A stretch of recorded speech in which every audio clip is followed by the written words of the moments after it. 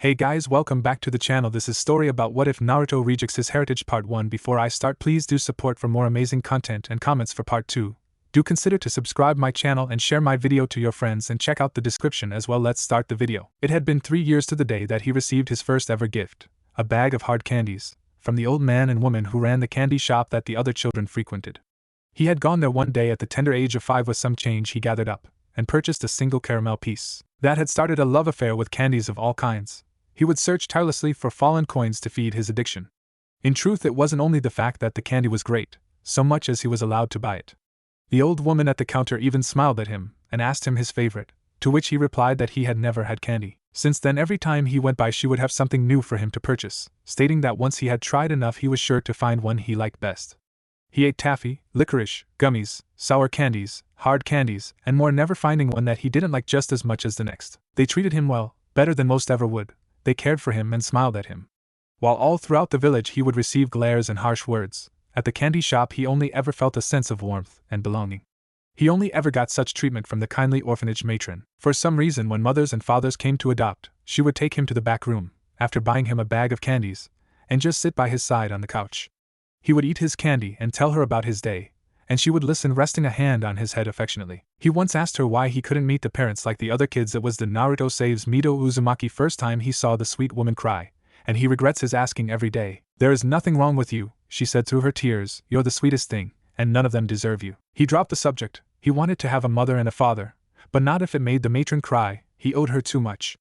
It was from that day on that he called the matron cousin. She seemed so happy the first time he said it, so it stuck. He was content with the life he led, spending adoption days with his cousin, and eating candy from the best shop in Konoha. Sadly, people took notice of Naruto frequenting the shop and began to avoid it.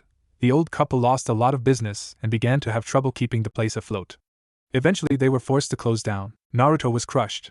He blamed himself, having noticed other children's parents sending covert glares at the old couple's way, the same glares he received. The old couple, who Naruto came to know as Kampito Bacon and Ojiken respectively, knew they had to leave the village in order to open their shop again. They told Naruto that he reminded them of their son who they'd lost during the Kyuubi attack, and promised to see him again one day. The day they left by wagon from the village's front gates, Naruto, the sandaime, and the matron of the orphanage were there to see them off, as Naruto clutched tightly to the matron's dress, trying to hide his tears. "Thank you for being so kind to him," the third had said. It meant so much to him. The old couple nodded, then knelt before Naruto, holding out a 1-pound bag of multicolored spheres. Naruto's eyes lit up as he launched himself into a hug, crushing his bag between the three of them. Once the hug ended, the couple boarded their wagon and began to leave. As Naruto watched them depart, all that the adults present could think was how much more he deserved than what they could give him. Now 8 years old, Naruto lay on his bed, tears stinging his eyes. He had just wanted to buy a piece of blueberry licorice. He had never had it before, and the shop owner had chased him out with his broom. As Naruto sat on the ground outside, he made a show of handing a free piece to all the children who passed, grinning evilly in Naruto's direction every now and again. Naruto's watery eyes stared down at the small red orb on his palm, a smile gracing his disheveled features. If there was one thing that could lift his spirits, it was the thing he held in his hand. The day had taken its toll on him. He needed the comfort it provided. He opened his mouth and popped it in. "Cherry," he thought as he enjoyed the treat. "It's the last one though, so I will have to grow up. I'm starting the academy tomorrow. I have to be strong. Strong ninja don't cry, and they don't need candy." As the candy worked its magic, Naruto savored its sweet taste. He drifted off to sleep, dreaming of the day he can see them again. "Maybe," he said with a yawn, "it's okay for a ninja to need candy every now and again." Tomorrow he began the academy, the first step on the road to acceptance. Everyone in the village respects the ninja that protect them. Amai. Naruto ran. He ran as fast as he could from the academy gates as the mocking laughter of the villagers followed him down the street. Tears stung at his eyes as he made his way swiftly home. What had he done? It was the first day. He just wanted to go to his classes, but that villager said he could never be a ninja. He told him he had no chance, and that he personally would not allow a monstrosity such as him to step foot in the building. Naruto would have just gone ahead anyway, but then more and more people began to gang up on him with cries of, "Yes! And we can have it," getting stronger. That wasn't what did it for him though, it was what he heard below the yells, the whispers they thought he could not hear. "Demon, should have been killed, doesn't belong, monster." And so he ran, as fast as his legs could carry him, to the little apartment the Hokage had bought him a year before when he left the orphanage, so that the other children would have a chance at adoption. He missed his cousin every day, but once one of the villagers saw him, word spread, and he didn't feel right keeping the other children from having families. She said she would come to his birthdays, but wouldn't be able to visit because of her responsibility to the orphanage. Falling to his bedside, he began to convulse, heaving sobs shaking his body as he cried out in utter despair. Why him? What had he done to deserve this punishment? to be damned in the home he loved despite himself. He reached for his only comfort, his bag of candies, only to recoil in horror when he remembered that he had indeed eaten the last one. He punched the tiled floor so hard it cracked and his knuckles bled, but he didn't notice. He curled into a ball next to the bed, tears pouring from his eyes as he yelled, "Why, oh bacon, oh chicken? Why did they force you to go? Why do they hate me? Why can't I have my mother? I try and try, but no matter what I do they still look down on me. Why?" He gripped his stomach tightly, muttering to himself, not noticing the faint glow there, within the seal. Naruto's intense emotions had allowed for Kyuubi to release some of his chakra into the boy. He concentrated on making it feel warm, hoping to comfort the boy who seemed to be suffering from a mental breakdown. It had no effect.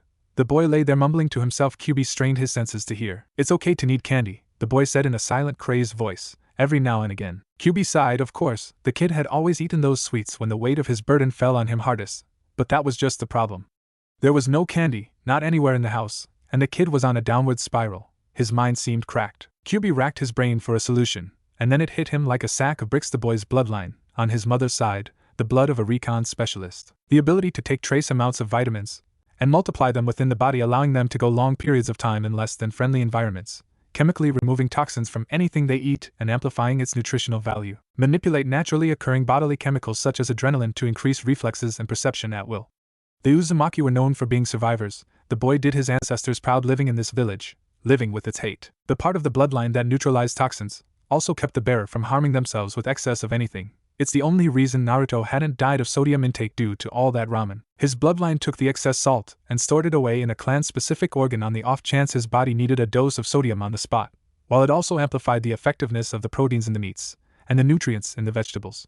His bloodline was a passive one, but could be manipulated with training. Then there was his father's bloodline. Kyuubi smirked. If he manipulated the kid's blood, he could get him a sweet treat.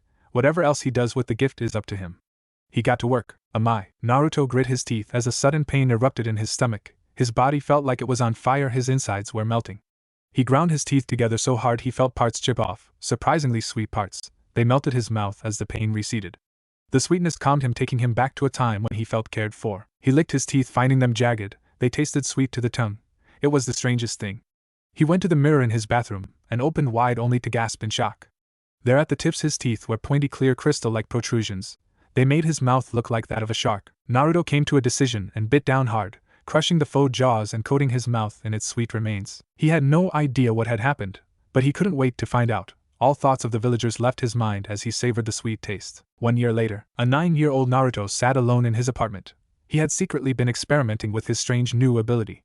At first it was hard. Slowly he began to feel it. So far he can only concentrate it on 2 areas, his mouth and arms.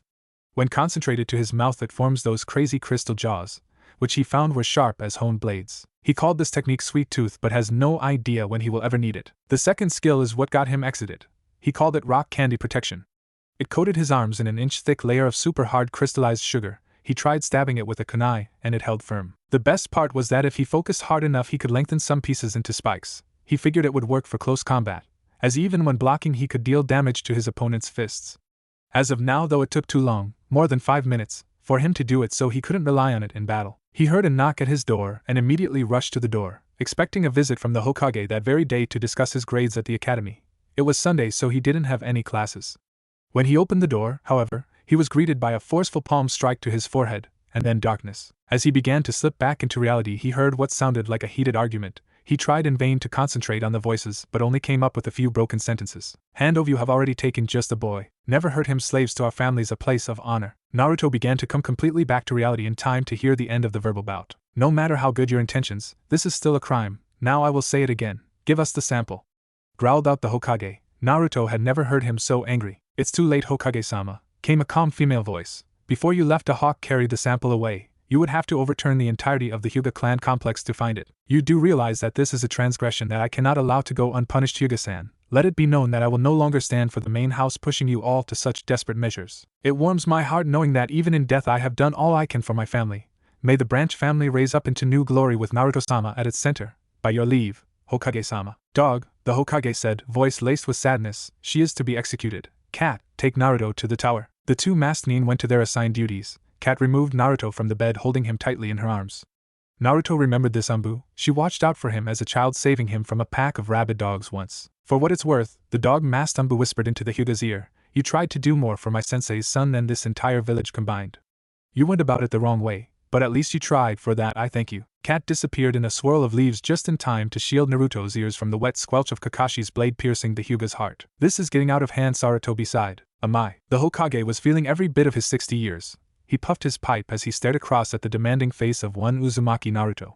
He was never one to kowtow to another's demands. He had stood his ground against some of the most powerful people in the world without a hint of fear. Yet he could not deny this young boy the answers he sought, not after the life he has led thus far, and the incident that had just occurred. He sighed. Yes, this horrid incident, born of his own ignorance, and the terrible practices he allowed to go on in his own village. The Hyuga branch family had been oppressed for far too long. They were bound to rise up and defend themselves, but their means of rebellion surprised him. It was a little-known fact that the Uzumaki clan developed earlier than other. It was even lesser known in the leaf that the clan existed. He was once told by Kushina, Naruto's mother, that Uzumaki developed, matured, and married young. At age 13 you were considered an adult within the clan. It had something to do with their bloodline, which Kami be praised, Naruto inherited. So when a young nurse of the Hyuga branch family ran Naruto's physical and realized this, they immediately believed it may be his prisoner's influence. The branch family held Naruto in high regards. They thought of him as a kindred spirit, forced into a lower station by those he is meant to protect, looked down upon, treated as less than human, as less than their very family. So when the opportunity presented itself to rise above the oppression and give Naruto the family he needed, they took it. They had the very same nurse steal him away and extract his baby batter. They arrived in time to stop her from continuing, but too late to stop the sample she already sent. Enough for one surefire pregnancy, she had said. Sarutobi decided to keep that information from Naruto. He didn't need that kind of stress at his age. He would keep an eye on pregnancies within the branch family, and once Naruto was strong enough to protect the possible child, he would be told. Naruto, that he began gaining to attention of the boy who had drifted away during his prolonged pause. I am sure you are wondering why you were taken. In order for you to understand, I must ask you a question. What do you know of the Kyuubi attack? Naruto took up a thoughtful pose. It happened on my birthday, and they have a festival for it that I am not allowed to go to. We haven't covered it in the academy, and I never thought to ask Kazan, because she would always bring me candy and spend the festival with me for my birthday. Sarutobi had to rein in his anger. How dare they deny him even the knowledge of his father's glory, and the chance to enjoy the festival that should in all actuality be dedicated to him. He sighed, puffing at his pipe to calm his anger. The Kyuubi was a force of nature. We threw everything we had at it, to no avail. Many died, many more would never be the same again. But in our darkest hour your father came to the rescue. My father, Naruto gasped. Yes, your father, Naruto, Sarutobi smiled, and I will tell you all about him. But first I must finish the tale. Naruto nodded, wanting to know all he could. As I said, your father fought the demon valiantly, managing to work it into the correct position for its defeat. So he killed it, and saved the village? Naruto asked hopefully. If only Naruto-kun, Sarutobi sighed. He was the fourth Hokage, and even his strength could not match that of the fox. He had to seal the beast away, at the cost of his own life. Sadly, no normal object could hold the beast chakra. It had to be a human vessel, and a newborn at that. No, stop, Naruto whispered. He was shaking in his seat, teeth clenched. Don't say it. It just so happened he had a child on the way that night. No! Naruto sobbed. He sealed it inside his newborn son. Naruto, you are the hero of this village. No, you're lying! Naruto yelled as he tried to flee, only to trip over himself, landing roughly on the office floor. He clutched his head in agony, as a horrid scream ripped from his throat. A monster! I'm a monster! The dog Mastambu from before burst from the shadows, longing to comfort his sensei's son, only to stop short as a whirlwind of white dust began to spin around the boy's fallen form. He hadn't expected it, and was hit upon his palm when it sprang up. It left a nasty gash that seemed shimmer with small particles of the white substance stuck to it. The Umbu couldn't feel it, but the exposed parts of Sarutobi's skin were being pelted by the small particles like too many tiny stones.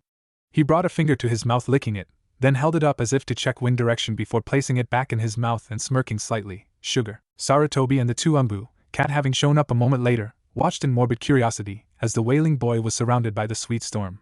It began forming dangerous-looking crystals that pointed outward from the boy's body as if to protect him. They couldn't see it, but just as before, the crystal jaws began to form. Then as the chakra was cut from them, they began to dissolve, filling his mouth with a calming sweetness. The storm of sugar died down, leaving the young boy lying in a fortress of crystalline sugar. Sarutobi ran a finger across the side of one, only to withdraw it immediately, sporting a small cut. They were sharp as honed blades. He had never seen this done before without a medium. Just where was all the sugar coming from? Kakashi, Sarutobi said, go and bring the scrolls that Minato and Kushina left with you, as well as anything you believe would help him in his training. With a swift nod, the dog Mastambu was off, a large smile behind both his masks. It's time I did well by my charge. The old Hokage sighed. About damn time, thought the cat Mastambu, her grin hidden behind her mask. Naruto awoke in a strange bed. The room had the lingering odor of peppermint, and he found it oddly soothing. Making his way from the bed to the door, he noticed shafts of light peeking from below a set of drapes. He must have slept all night. As he walked through the door into what looked like small den, the light shone in through a large window, from which could be seen the Hokage mountain, more importantly the fourth, my father. He stared out the window, noticing the resemblance for the first time in his life. He scoffed. Who would want to be father to a demon? Sensei was very excited about having a child of his own, said a lazy voice. Naruto turned quickly, seeing a tall figure lying across the nearby couch. He was wearing standard shinobi garb, as well as mask that covered his lower face up to his nose. His one lazy eye peeked at him from behind a small orange book, the other being covered by his headband. His hair seemed to defy gravity. It hung slightly to the side, yet stood higher than should be possible. You're not a demon, Naruto, he said seriously. You are the jailer, and he is your prisoner. You protect this village every day just by being alive. Naruto glanced back at his father's face. What if the seal fails? What if it gets out? You need to trust your father's seal. Think of it as the prison, but you are the lock. He trusted you to hold strong throughout everything, so trust that he made a strong cage. Naruto sighed. Where am I, and who are you? I am Hatake Kakashi, he said as he stood up, and this was your mother's apartment. Naruto gasped as he took in his surroundings. It was cozy, it had a nice view, and he saw a line of window boxes that his mother may have used for flowers or herbs. He would need to refill those, preferably with peppermint plants, as he could smell them faintly even here. His mother must have liked peppermint. She moved into a house that Sensei had built for his family, but kept this place, meaning to give it to one of her children. She said Uzumaki were always independent and wouldn't stand for staying at home long, Kakashi stated. It feels like home, Naruto sighed. Kakashi walked to the middle of the room and set 4 sets of scrolls on the coffee table.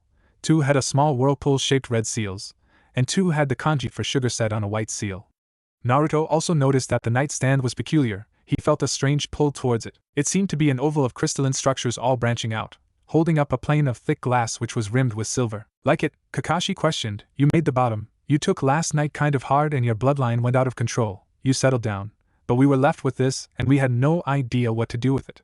So we filed down the sharper points, placed a sheet of glass on it, and we had ourselves a nice little coffee table. It's… Naruto started looking for the right words. He chuckled. Sweet. Har har, Kakashi deadpanned. Anyway, read the whirlpool scrolls. In order to open them, just run some blood over the seal.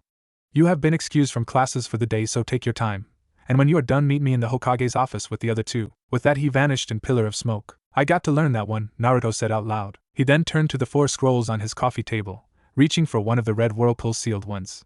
He concentrated for a second, reaching inside him, and formed a small spike of crystal on his pointer finger.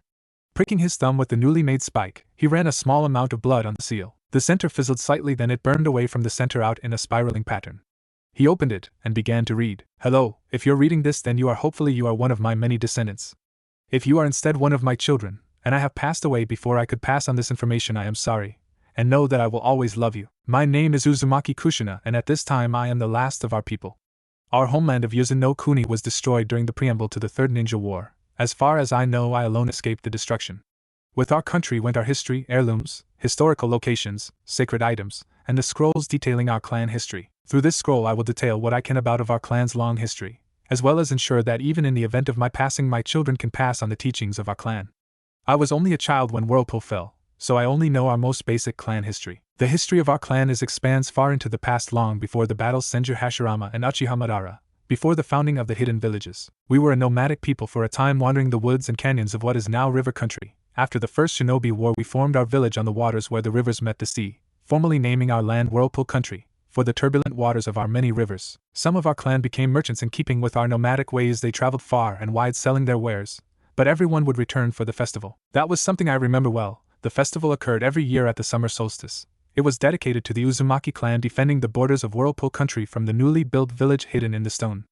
Alongside the people of Rain, we pushed them from our home and created the village hidden in the whirlpool. It was during this time that the fabled weapon, the Yuzabirdu, a beautifully made naginata, was forged for the sole purpose of defending our village from attacks from the sea. Any water jutsu thrown at it can be negated through use of the blade, which is something the warriors carry, as well as the first incarnation of their 7 swordsmen, found out the hard way. They believed they could get a foothold in our village, hoping to further their influence. Their jutsus were rendered useless by Yuzugaku's Shodai Yuzukage. He faced the original leader of the 7 swordsmen and bested him in single combat, ending the attack. Many would say that the ability exhibited by the blade was just that, unique to the blade. That is both true and false. The blade was forged specifically for the use of this technique. No other like it exists, and no other blade can handle the strain of its use. The spiral marks that decorate the ancient-looking shaft of the blade were not there when it was first forged, and therein lies the secret to the technique itself.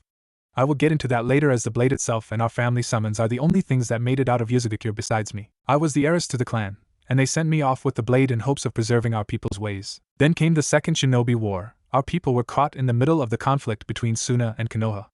Konoha tried their best to help us sustain or position as a neutral party, but Suna wanted to use our village as a base to stage attacks on the Land of Fire. They attacked during the Solstice Festival, when they knew all our clan would be present, and they whipped us out. They planted bombs on our ships, and cut off our exits. The village fell as I was carried away on the fastest of our family summonses to Konoha. Years later, at the war's end, the former Whirlpool Country was renamed River Country, and used as a border between Suna and Konoha, providing Suna with a larger amount of fresh water for their use, sweetening the new peace treaty between them. By that time I was a kunoichi of Konoha, and with nothing to go back to I stayed, fell in love, and am now looking forward to the birth of my first child. I am sorry that I don't have more to tell you. Our history has been lost to us, but not our future. My father always told me that life is like a whirlpool. If you look back, it will swallow you up. You just have to push forward with all your might, and find something to hold on to until the storm ends. I found that something, and you must too. Do your clan proud. You are an Uzumaki. Listen well to these last few words, as they are one of our clan's most jealously guarded secrets. We of the Uzumaki had a bloodline of our own, gifted to us by our family summoned before the contract was made. Sign the contract, and call upon them. Only then will you receive training in its use. Only then can you become a hunter of the clan. Current clan head and proud expecting mother, Uzumaki Kushina. Naruto smiled as he once again pricked his thumb, running fresh blood over the next scroll seal. It burned away in similar fashion. When he opened the scroll, he found a large seal placed over it. He inspected it, then with a shrug once more pricked his thumb, running blood across it. From the smoke came three objects. The first was a small scroll that had a spiraling pattern running up it. The second was a large scroll. It was pitch black with orange lining the sides. Naruto surmised that it must be the family summon contract, as he had seen a similar one for the apes in the Hokage's office once. It was the final object that drew Naruto's attention. It was without a doubt beautiful. 9 months later, Hyuga compound. It was a cold, rainy night. The sounds of thunder drowned out the strained cries of a young woman as she gave her all to bring her child into this world.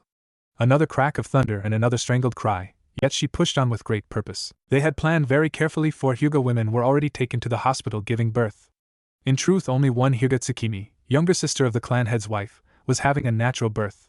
The others were induced in order to keep people away from the branch family house. There were 4 main house guards that had rounds at the branch house. If a branch family Hyuga went into labor, a single main family guard was to escort them to the hospital and observe the birth, then report later. Getting rid of the 4 guards was easy. Now there was no one to hear the birthing process, and the only witnesses were a select few of the branch family. The birth went smoothly. The end result: a beautiful dark blue-haired young woman holding in her arms an equally beautiful baby girl. She had a small tuft of pale blue hair and pupil-less eyes of the same shade. "She's beautiful," commented one of the branch family women. "She will lead the Hyuga to a bright future," boasted one of the men. "No, she will be an Uzumaki," spoke Tsukimi, staring out the window. "Uzumaki Amaya, and like the night's rain she shall usher in a fresh new day." "It's a wonderful name," called one. "The future is bright," said another. "You, my little angel," Tsukimi cooed to her child, "are a hero to your people, just like your father, and like him you will persevere. He'll come for you one day, I promise." Amai. Naruto sat in his classroom at the academy. The teacher droned on and on about some battle at some rock during the First Great War. Needless to say, he was bored. He absent-mindedly twirled his lollipop in his mouth, grape. He watched his fellow classmates, some engrossed in the lecture like the pink-haired girl at the front, some outright ignoring everything like the pineapple-headed boy sleeping soundly at his desk. He waited patiently for class to let out, not noticing the pair of pale eyes that seemed to watch his every move. He was originally going to be put in the class a year above his age group, the Hokage believing it would be best for him to get any kind of advantage over the clan-born children of his age group he could. The first year was mostly history and theory. He already missed the young girl he had sat next to for the 4 days he was in the second-year class, whom he had affectionately nicknamed Buns, much to the young girl's ire. He was going to have to keep an eye out for her. She was fun to tease and, like his candy, hardly anyone in this class appreciated it. One of those was the young shinobi in training named Aburaim Shino. The ever-stoic Aburaim had told him that upon entering the class for the year, he had been practicing discreet placement of his Kikai bugs. To the boy's surprise, the insect that he had left on Naruto had been reluctant to return. His bugs informed him that Naruto's chakra had been sweet-tasting. What he found interesting was that after feeding of his chakra, the Kikai took it directly to the queen. Once the queen took the chakra, the constant pull on Shino's own chakra ceased. Shino was originally slightly panicked. Kikai only had a lifespan of a few hours. Without constant reproduction occurring, he could not be battle effective. To his surprise, the queen was able to live and reproduce off of Naruto's chakra for the rest of the day. Shino was intrigued by Naruto, who said he had no idea what it could be. Naruto was accepting of him, while the other kids found him cold and weird. Once they learned of his colony, they all kept a wide berth from him. but not Naruto, who went as far as to allow his entire colony to feed from him over the course of the day. With his colony no longer constantly pulling on his chakra, Shino's pools were full for the first time in his life. If things went on this way, he may be the first Aburame be able to use non-clan specific jutsu. The bell rang and Naruto headed out the door, but not before giving Shino a hearty pat on the shoulder, discreetly relieving himself of Shino's Kikai insects. A nod and a wave later, Naruto was walking out the front door. As the other kids' parents gave him dirty looks, he trudged on, pulling another sucker from the pack on his hip. Strawberry, a very nice taste. He was content to enjoy his treat, dead to the world, when he heard a startled cry of Tsubaki. He looked up the road to seeing a white-haired man in chunin attire holding a pretty dark-haired woman in his arms. He had seen the man before in the academy. He had taught the graduating class. He rushed to the woman's side, ignoring the man's glare at his arrival. He checked her over, and before the man could react, pricked her finger with a shuriken and took some of the blood into his mouth. He heard the crowd murmur various insults pertaining to demons and the like as they looked on in disgust. He had found what he expected, though. It had happened before in the hospital. He told Sarutobi that he felt an excess of sugar in one of the patients. The woman before him most likely had diabetes, and had collapsed, maybe due to dehydration. He was no doctor, but he knew that too much sugar was a bad thing for people other than him. "Did you know your girlfriend was diabetic, sensei?" he asked. Mizuki, who was going to yell at the demon, settled and raised an eyebrow. "Diabetic? Her grandfather was, but she said she hadn't ever experienced the effects. How can you tell anyway?" "That," Naruto smiled, "is a secret, but you should get her to the hospital right away." Mizuki nodded, taking up Tsubaki in his arms and running towards the hospital. Naruto just smiled. Having done his good deed for the day, he headed home. Amai. Naruto entered his apartment. It was a far cry from his old place. It had 2 bedrooms, a bathroom, a nice little kitchen, and a cozy den with a nice view of his father's face. It was his mother's apartment, before she moved into the house his father built for them, the one he couldn't go near yet. He kicked off his sandals, headed for the shower to relax after a horrible day of boring history. He stood there, allowing the warm water to relax him and soothe away the stress of class. Naruto finished his shower and headed for his closet, feeling refreshed. He got dressed in a set of black shorts and a white shirt with orange flame patterns licking at the sleeves. He grabbed one of his father's scrolls, the one detailing the clan history, as well as a few jutsu involving his bloodline. He had learned that his bloodline was not used for battle until his father. He was descendant of a clan of sugar farmers and candy makers. One night, years before the forming of the ninja villages, a lowly farmer of sugar cane was lured from his field. He was in Namikaze, and that very night he was lured away by a young fox demon who fancied his looks. When she tried to force herself upon him, he refused her, saying he had a wife at home. Enraged, the demon sliced him across the stomach, her claws glowing with corrosive chakra. With a pained wail, he fell from a small cliff face, 6 feet, onto his freshly cut cane, impaling him on a particularly sharp one. His wife, having heard his cry, ran to his side. Seeing his battered form, she lifted him from the cane and laid him gently next to the field before running for help. She returned with the village doctor, and after a long night of intense pain and many near-death experiences, he pulled through. It was in the following days that he found he could feel the cane ripening in the fields. He could sense the sugar being carted away for sale in the markets. It was the birth of their bloodline, and until the Second Shinobi War, it was never used to kill. He headed out the door towards the training ground where Kakashi would be waiting for him for training in his father's bloodline. Today would be special, though. After a 9 months worth of chakra control training and learning to manipulate his bloodline, he would attempt his first summon. He would become a hunter. One more day, just one more day, and he will pass. His body cried out in protest, but through meditation he found that place inside him that kept him going. He sat beside a waterfall just 6 miles outside the village in a meditative state, willing the blood that flowed in his veins to do what it needed to in order to keep him alive. He had spent a year away from home, leaving the academy to complete his hunter training. He would cover the class curriculum for his final academy year between lessons with his current sensei. The last 4 years in the academy had been great, all things considered. He and Shino had become great friends, and he had finally gotten the shy little Hyuga in from the back of the class out of her shell. Hinata wasn't outspoken by any means, but when it came down to it she could assert herself when needed. His friendship with Shino, which had started as a simple experiment on Shino's part, had developed into a mutual connection. Shino was his closest friend. The stoic boy never tried to sugarcoat things for Naruto, allowing him to grow. It had been Shino who pointed out his truly abysmal chakra control, which was found to be derived from his overly large coils. This revelation resulted in his search for a new type of clone to use, as his normal bunch either popped or looked sickly. Naruto had informed Shino of his unique bloodline, which the boy found fascinating. Manipulation of sugar was on the surface harmless, but Shino learned differently when he nearly got hit with a jawbreaker that ended up lodged in a training post. After lots of trial and error, they were able to break down Shino's bug clone and adapt it for Naruto's use, and thus the birth of the sugar clone. One day during their first year, Hinata hadn't come to class. They found out later that she had nearly been abducted by Kumonin. Hinata was severely depressed as her aunt had been in her room at the time with her newborn daughter. Her aunt was killed, and they had yet to find the baby branch family Hyuga. Kumo had apparently asked for the head of Hyuga Hayashi in return for the death of the Kumo diplomat whom had been tasked with the abduction, but the Sandaime had vehemently refused. It took a week to get Hinata back to her old self, but they did it. From then on she gained a powerful determination. She promised to become strong enough to protect her family. She learned of his bloodline as well, and in one of her bolder displays asked for a grape sucker a day in return for keeping the secret. The Uchiha massacre, as it came to be called, dealt a major blow to the pompous yet cheery persona that Uchiha Sasuke had exhibited first year. He progressively grew more distant from the others, and his fangirls' manic obsession didn't help any. They tried to break through his cold exterior by showing him their love. Naruto took a different approach. Every morning he would toss a blue raspberry sucker in the brooder's direction. He figured the boy liked the color blue.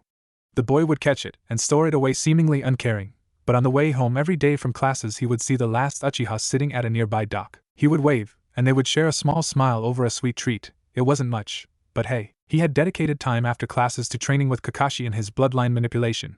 He found he could use sugar to form various candies using his chakra. It turned out that his chakra had a natural capacity for temperature changes needed for candy making. With Kakashi's help he made various attacks based around candy. He also purchased large amounts of candies he couldn't naturally make, since he could control them as well via the sugar inside, so he had lots of sweet treats sealed away in scrolls.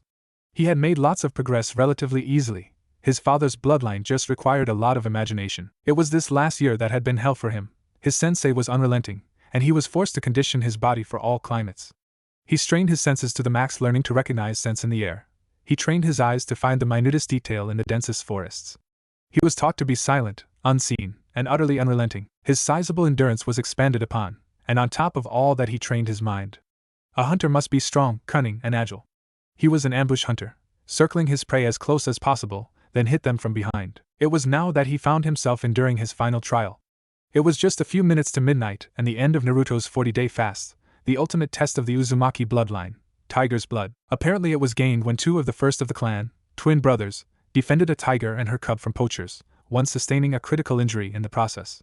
His brother, a medic, tried desperately to heal him, failing as he was losing too much blood. It was then that the tiger spoke to him, explaining that she would offer him her blood. The brother was skeptical but relented, desperate to save his brother. "You are nearly there, Naruto," a gruff voice said from the surrounding trees. "Come midnight you are a hunter for the clan. I couldn't be any more proud." "Thank you, Henta-sensei," Naruto called back. "I can't wait to see home again." Stalking out of the forest was the largest Bengal tiger you have ever seen. It stood at well over Naruto's own standing height, which was around 5 feet, 7 inches.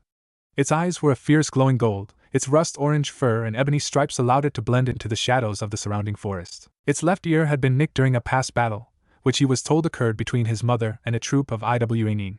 Hanta was his mother's personal summon. He told him many stories of his mother's conquest and battle, and the glory of their many hunts together. "Yes," he said as he stalked forward, "the time is upon us. Naruto, as your final test to become a hunter of the clan Uzumaki. Show me death." Naruto stood stock still. Focusing inward he found a place to rest, and did so. On the outside Hanta examined the Naruto's body still in its meditative position. The boy wasn't breathing. He concentrated on his pause, feeling the footfalls of various creatures throughout the forest, but he could not feel the rhythmic beat of Naruto's heart. "Your mother would be proud," the beast laughed. "Get up, boy." The voice reached him, and he shook himself from the false death state he had induced. His body felt slightly strained, but was already returning to normal.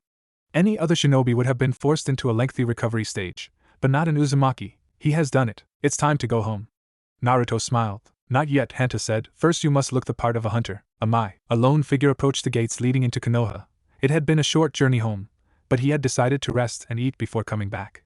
He had made it back just in time for the genin exams. When he approached the gate he was stopped by the gate guards, who found his appearance to be slightly intimidating, though one would wonder why, due to the sucker held firmly between his lips. He was wearing a dark green cloak that was clung tightly to his chest. It parted at his waist, falling down to reach just behind his knees. The sleeves were long, but had a cut in it up to the elbow. They waved in the warm August breeze, exposing his forearms. Over top that was a leather shoulder armor that was tinted a dull shade of orange. It draped over his shoulders and chest.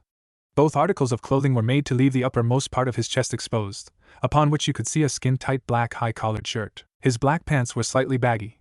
They were tucked down into his sandals, which were just under knee-high and form-fitting, colored the same dark green, and exposed only his toes.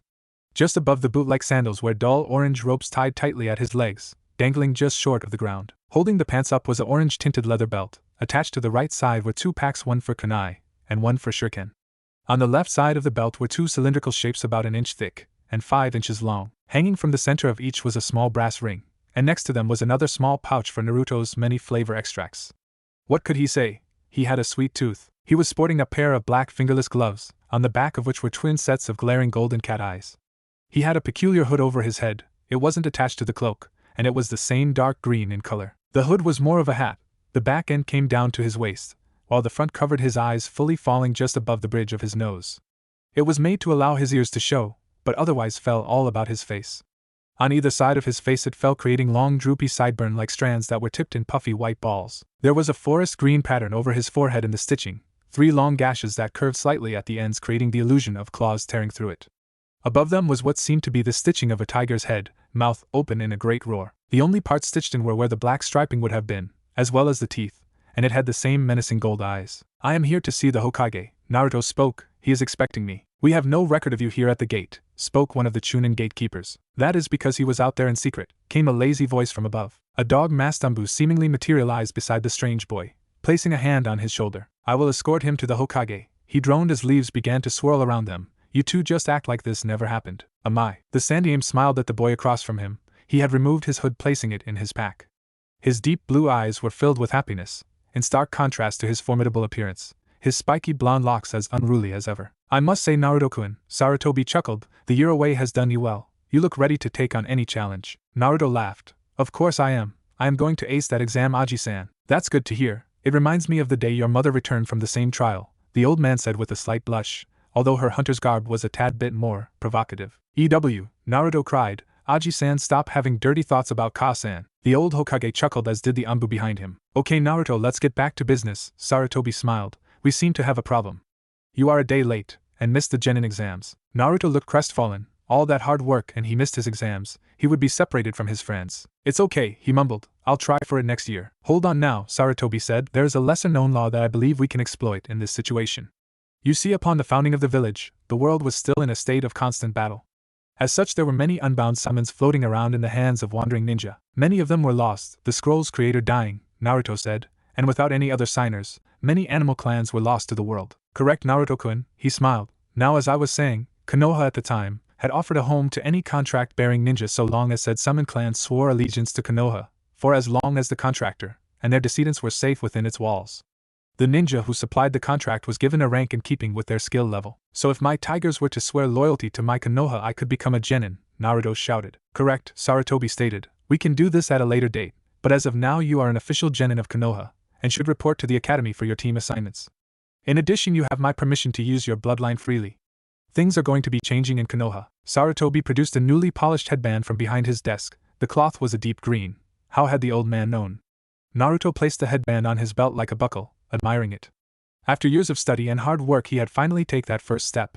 One day all the elemental nations would know his name. "Am I Uzumaki Naruto?" Academy instructor Yumino Irika questioned. "Who's that? Wasn't he that candy guy in 3rd year? Naruto must have lots of cavities." Similar murmurs ran through the room. Hardly anyone seemed to remember the candy addict, those that did being either close friends or devout Sasuke fangirls who noted the silent relationship the two boys had. Shino's eyebrows were lifted above his sunglasses. He had been awaiting his friend's return, and he had been disappointed when he hadn't shown up for the test, but it seemed that he had pulled it off anyhow.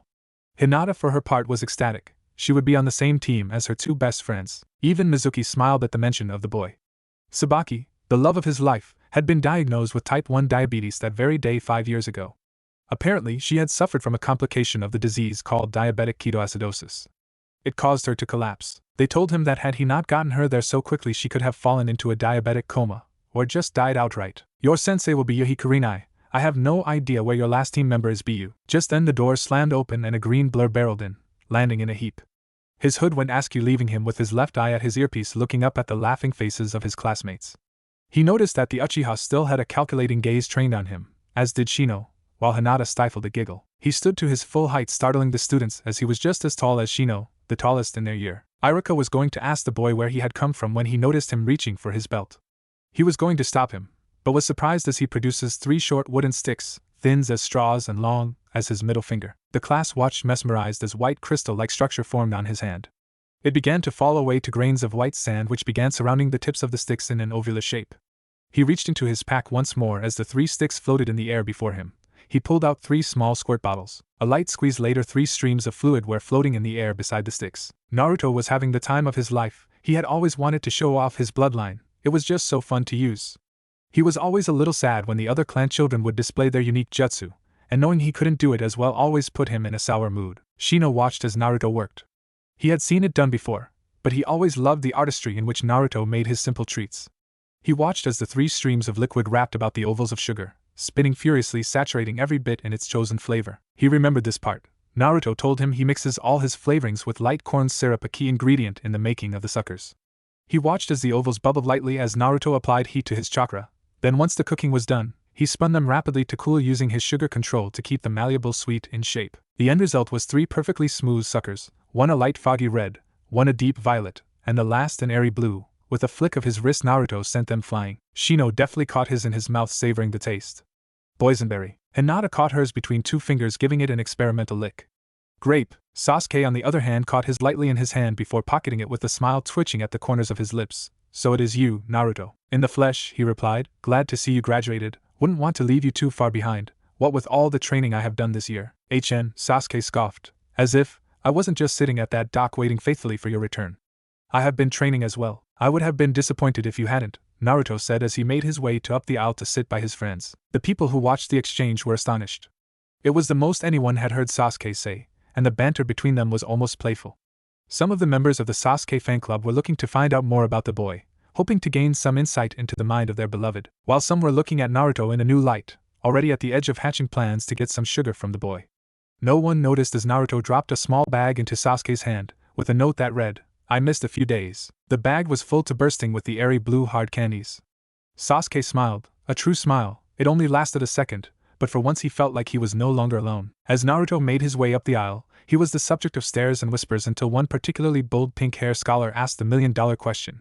How did you do that, Naruto-san? The boy just smiled widely, his hood and clothing giving him a menacing look.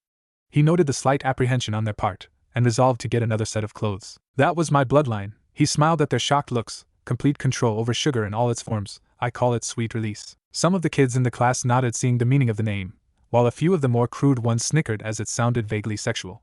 Naruto took his seat between Hinata and Shino. As he turned to greet them, he was immediately caught in a hug from the Hyuga heiress. The girl promptly released him, sporting a light blush. Isn't it great, Naruto-kun? She said softly. You, Shino, and I are all on the same team. It is most fortunate, I believe, Shino stated. We already work well together. To separate us would only slow our growth. Yeah, Naruto stated. With me on Shino's team, he is open to a new realm of jutsu. Also, this way we don't have to take time off in order to train together. I really want to see how much you have improved, Hinata-chan. To her credit, Hinata's face only became a light dusty red at the praise. Thank you, Naruto-kun.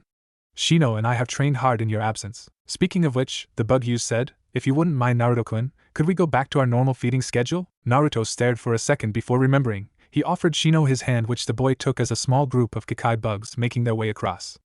A few of the students looked away in disgust, but they paid them no heed. Shino smiled behind his collar. He had missed Naruto. Irika informed the students that they would be meeting their senseis here tomorrow at noon, as the Hokage had called a meeting. The students all filed out, Naruto lagging behind with Hinata and Shino. After some quick goodbyes, they parted ways. Shino went to inform his parents about how the day went. Hinata left for the same reason, as well as to ask for more advanced training in their clan taijutsu, which she had been excelling in. Naruto was headed out the gates of the academy. He had decided that now was as good a time as any to buy some extra clothes. He was just a few blocks down the road when he heard someone calling out to him. Naruto. He turned to see Mizuki-sensei waving him down. Where were you headed? Mizuki-sensei. Naruto thought for a moment. He looked familiar, and then it hit him.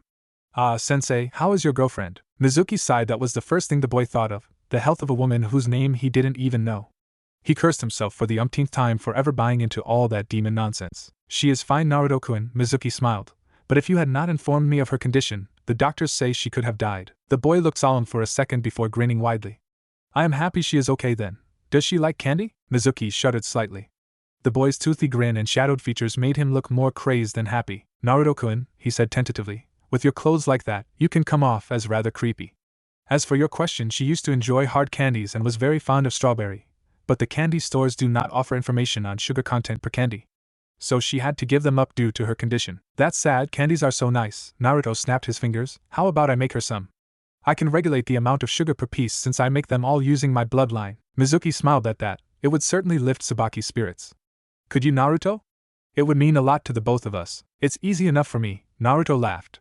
I can have a bag made ready tomorrow before we meet our new sensei, and if you let me know where you live I can deliver a fresh bag a week, with a uniform sugar content of about 2 teaspoons. That's fine, Naruto, we have a chart for that sort of thing, Mizuki said. I feel bad having you do this without payment though. Well, Naruto replied, I was looking to purchase some new clothing. If you could point me in the direction of a shop that doesn't, well, I'm sure you know. Mizuki wore a sad smile. Yeah, Naruto, I know. I also know just the place for you. Amai. Naruto stood before a small shop that stood on the corner of one of Konoha's many back roads. The moniker Red Wolf Claw Weapon Shop, the words themselves jagged as if clawed out by a wolf. Naruto looked on in apprehension. It seemed to be a very well-off place, just the kind of place that he would be denied service from. He was broken from his gloomy thoughts as his silver-haired sensei pushed him through the door. He was immediately assaulted with the scent of leather and steel. The shop from floor to ceiling was lined with weapons of all kinds. Running down the center was a long dual-sided shelf full to bursting with scrolls on weapon forms, care, and even forging. Along between the scrolls and the weapons were racks of clothing. He made his way to the back of the shop where the counter was. He was preoccupied by the many shiny implements of death. He was about to ask for some help, since he had no idea what to get when his hood was pulled from his head with a cry of, "It's you." Naruto turned around angry at having his hood stolen, only to come face to face with an irate Kunoichi. She was wearing a Chinese-style sleeveless pink blouse, which hugged her form nicely, along with dark green pants. Naruto was pushed from his observation when he caught sight of her dark brown hair that was held up in 2 Chinese-style chignons. Buns, Naruto exclaimed. Don't call me that, the girl growled. My name is Tenten. But you have such cute buns, Naruto laughed. Tenten flushed crimson red. Did he have to say it like that? When he calls them buns, people tend to misinterpret. She turned back to him red-faced in embarrassment and rage. Don't call me buns, damn it, she growled. It was then that Mizuki decided to intervene. Tenten, could you help Naruto find some clothes more suited to working within Konoha? His current clothes make him look like some creepy stalker? I agree. How does he see in this thing anyway? Tenten had placed his hood on her head, and even with the elevation added by her hair, it still fell well over her eyes. Before she got an answer, the hood was taken from her head, after which Naruto shook his hood out and moved to place it back on. She gave him a look of appraisal. He had grown up since she had last seen him. He had really grown into his face, and his form-fitting top didn't leave much to the imagination. Blushing slightly as she realized she had been checking out the little creep, she went towards the racks and began pulling items. Naruto watched as she worked, pulling out clothes only to shake her head and putting it back. Eventually she had thrown something together, thrusting it in Naruto's direction, and pushing him into the changing room. After a few moments, Naruto returned from the changing room fully dressed. He wore a top that was the color of lighter shaded leather. It was loose, and allowed great freedom of movement. The collar was a slightly tan white, as were the sleeves along the forearms, which clung tightly to his skin unlike the rest of it. He wore black pants that were just a bit baggy, but held tight by a black cloth belt, upon which were his normal effects. Crisscrossing wraps ran along his shins and were the same light tan as his collar. On his feet were black shinobi sandals. It suits you, Tenten stated. At least now you don't look like some stalker. Hunter. I am a hunter of my clan, Naruto said. It takes a lot of hard work to achieve, and those clothes are the symbol of my station. Not to be rude, Tenten said, but I thought you were an orphan like me. Naruto smiled ruefully. I am. I just found my heritage is all. It's all I have left of my mother. Tenten leaned forward, giving him a quick hug. I'm sorry for bringing it up if it bothers you. Naruto enjoyed the warmth from the sudden embrace.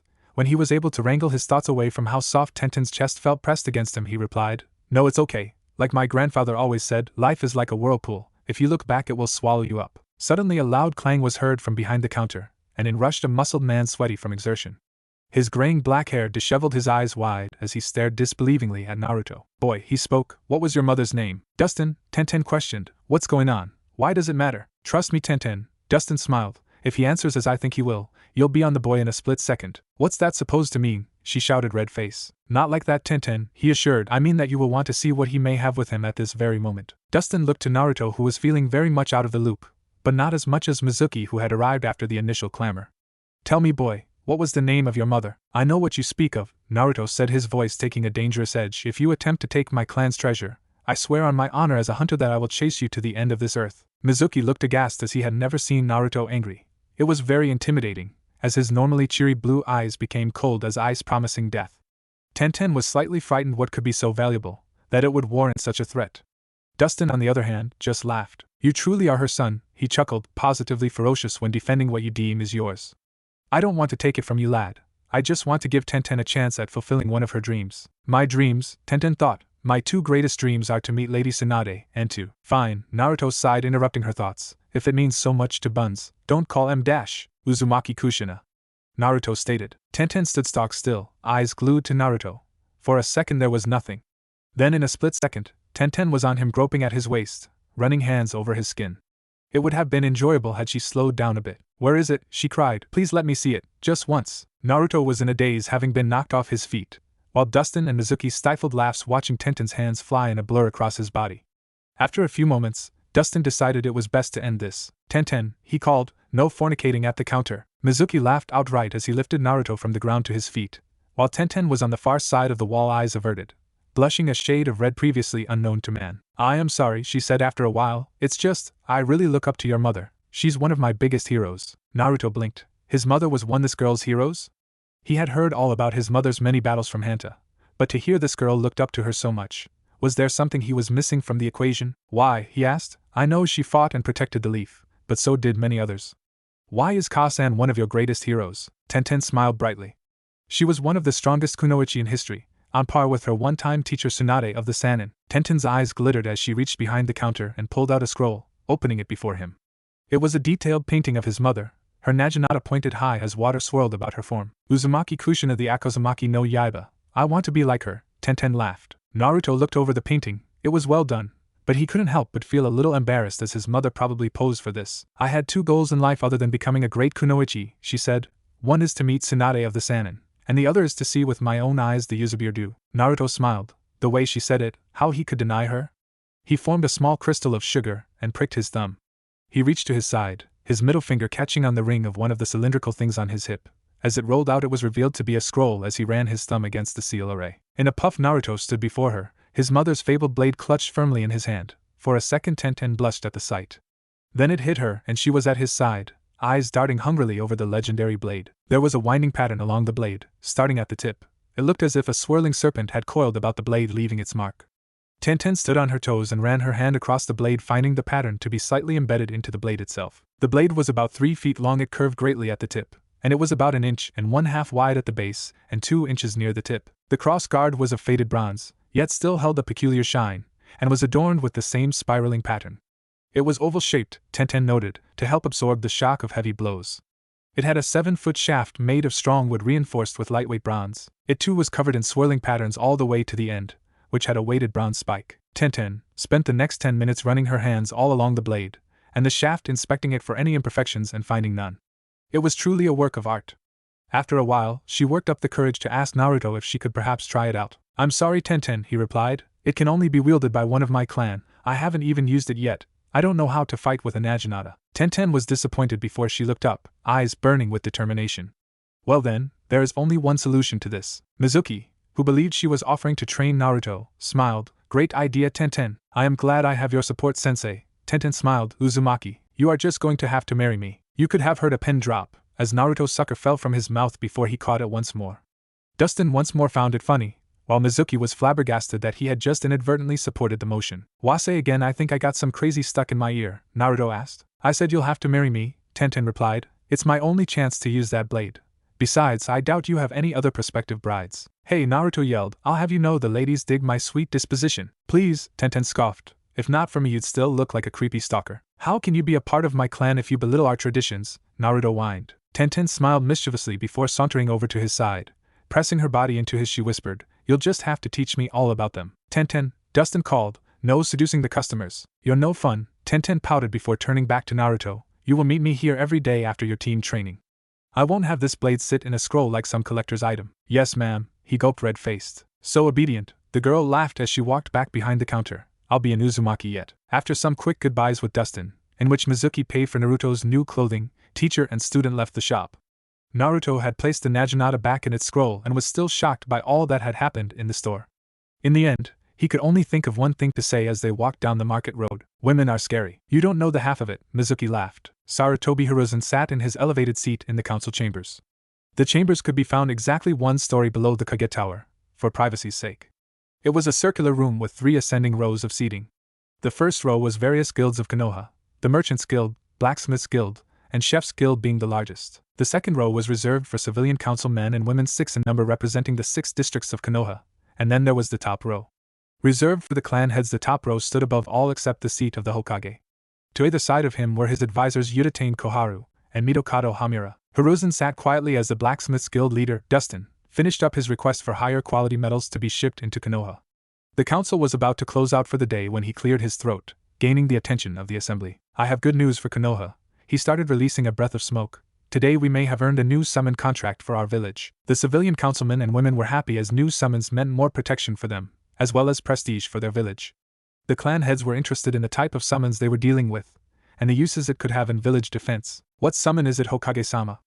Asked Inuzuka-san. One I am sure you are all familiar with, he said, as well as the name attached to the summon itself. This confused many as there were not many free contracts running around in the village, the only known free contract being Meito Gai's turtles. Even the summoning contracts were exceedingly rare, and to find a well-known holder willing to join their village was a wonderful thing. The clan heads present racked their brains to come up with any well-known contract holders who would have reason to join Konoha, not finding anything. The Tiger Clan contract holder will call upon the Tiger Boss summoned tomorrow morning at Training Ground 3, to ask for their loyalty to Konoha. Some gasped as many of the clan heads were wearing shocked faces as well as the civilian council members.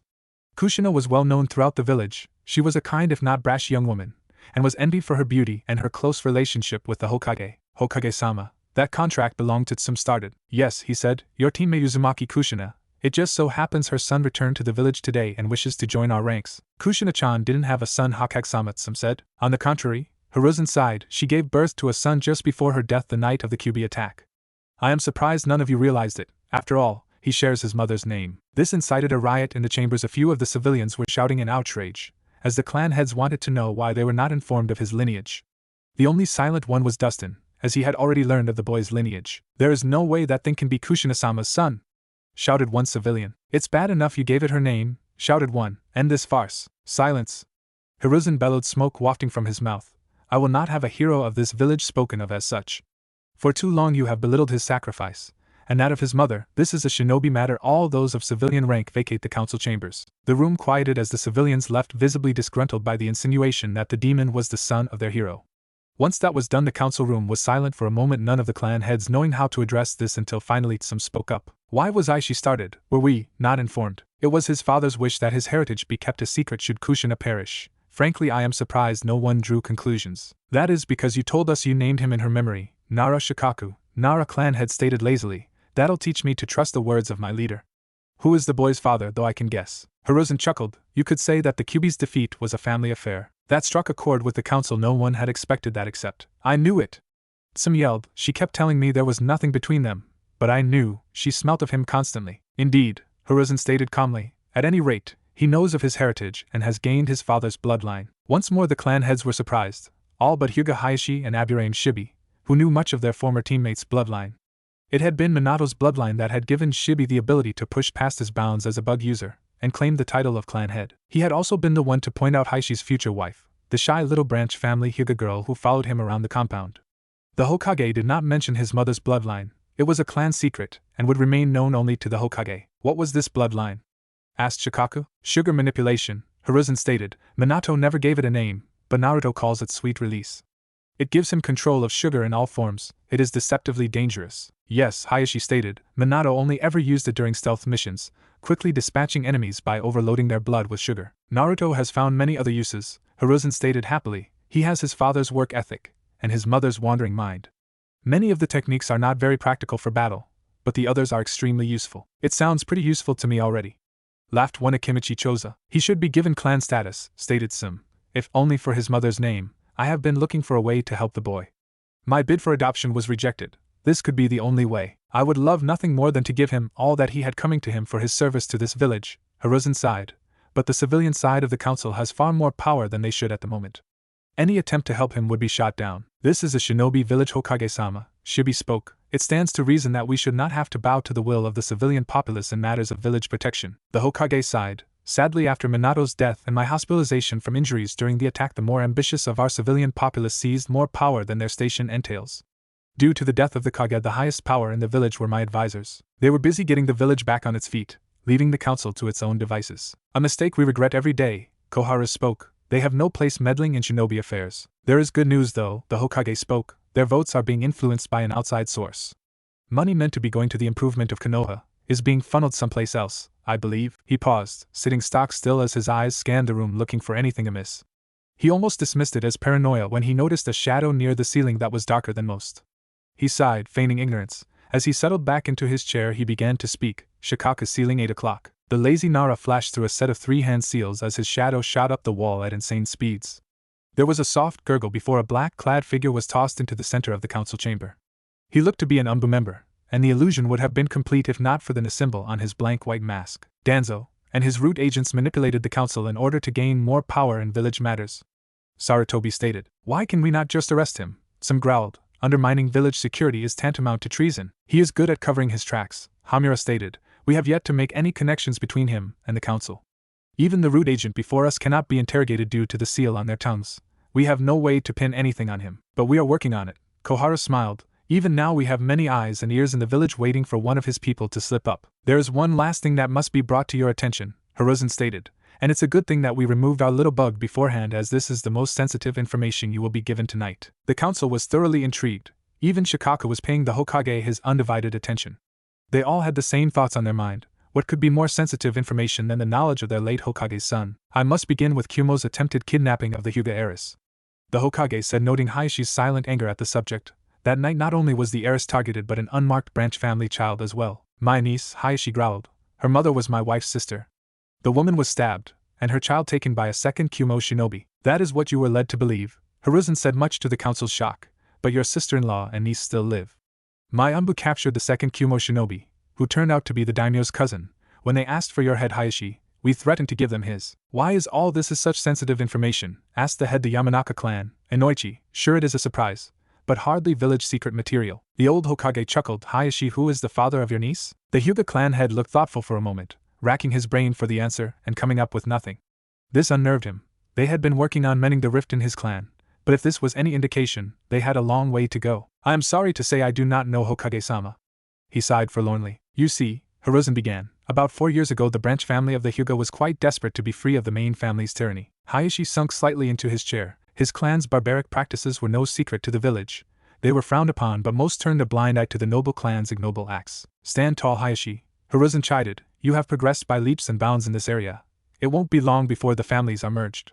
As I was saying, due to extenuating circumstances, they were under the impression that a certain individual could be used to give birth to a new bloodline and a new clan. I trust you all know what is speculated to be the source of most bloodlines, correct? Yes, Hokage-sama, Tsum replied. It is believed that long ago pacts were made with summon animals, and Tsum's hand went up to her mouth as she gasped, shaking her head slightly.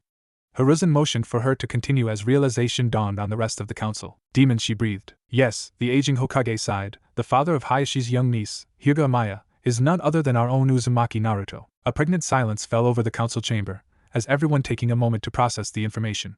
Once again, no one really knew how to respond to the information, though they were all very thankful the civilians had vacated the council chambers. Hokage-sama, Koharu spoke tentatively. What if the child both parents already had a bloodline? Did they cancel each other out, or was one dominated? Neither. The Hokage chuckled at their shocked faces. She bears both the Byakugan and the sweet release bloodlines. Impossible, Hayashi spoke. 2 bloodlines cannot coexist in one body. That is where you are wrong, he stated calmly. You see, there are 3 types of bloodlines. The ones that are directly linked to the body, such as the Kagaya clan's dead bone pulse. Those linked to the person's chakra, such as the dust release bloodline exhibited by the current Setsukage. Then there are dojutsu such as the Sharingan or the Byakugan. We have found that any one body can only carry one bloodline of each type, meaning she has one chakra-based bloodline and one eye-based. Some laughed. If they were going for pedigree, they could have tried to fit a third in there. Hiruzen chuckled as well, sharing a look with Tsum. She knew and apparently found it hilarious. Who would have thought that the bane of Konoha would be the start of a clan that held 3 powerful bloodlines?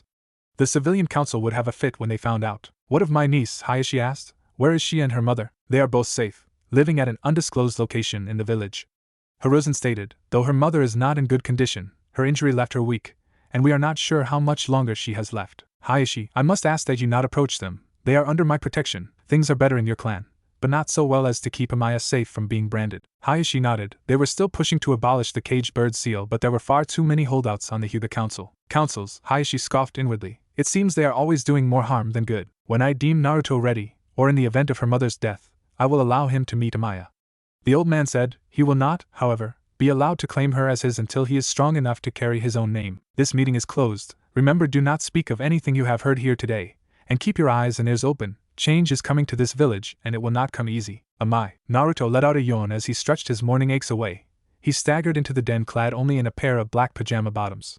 He moved to the window, and throwing it open he felt the warm morning breeze against his chest. the wind mixed with the smell of the peppermint plants that sat outside the window. As the sharp scent helped to wake him, he gazed out at his father's face. He felt like they were both there with him, his mother wrapping him in a loving embrace, as his father looked on with pride. "I'll make you proud," he said as he watered the small window boxes. After taking one last deep breath, he closed the window and headed for the shower, after which he got dressed.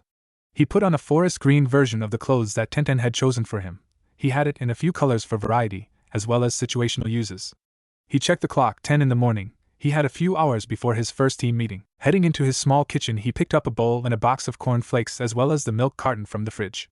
He poured himself a bowl along with his milk before reaching into the cabinet for the sugar. Using this chance to practice his bloodline, he manipulated a strand of sugar into his bowl. He moved to place the sugar back into the cabinet, but stopped, and with a shrug he made a quick motion with his hand as nearly a cup of sugar landed on his corn flakes. Grinning like mad, he took his bowl, spoon in hand, into the kitchen. He was about to take a bite when a voice interrupted him.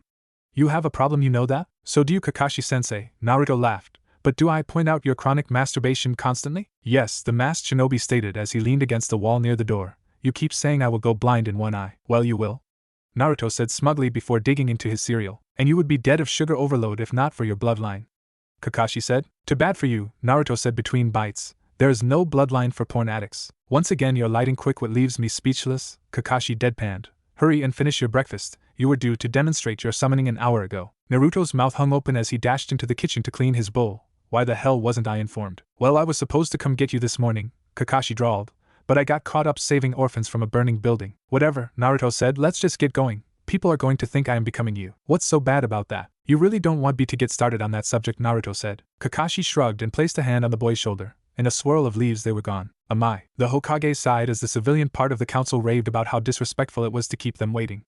The clan heads took it in stride after hearing who it was that was sent to get the boy.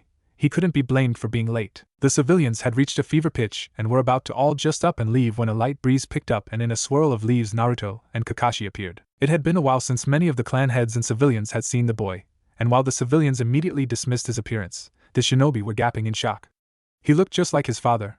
A few of them were beating themselves over the head for missing it, while others were smirking as their thoughts were validated. He was an image of his father and mother, right down to the ever-present lollipop and that grin that just screamed mischief. "Sorry we were late," Kakashi started. "You see, on our way here." "Stoic Kakashi," Hiruzen said. "Naruto, how are you?" "Good as can be, Aji-san," Naruto laughed. "Can't wait to do this thing." "Well then," he laughed, "begin when you are ready. Just wait for." Naruto had already begun hand signs, and before the Hokage could do a thing to stop him, he slammed his hand on the ground with a cry of "Kuchios no Justu." A poof of smoke-black striped tiger stood before them, though he was less than impressive.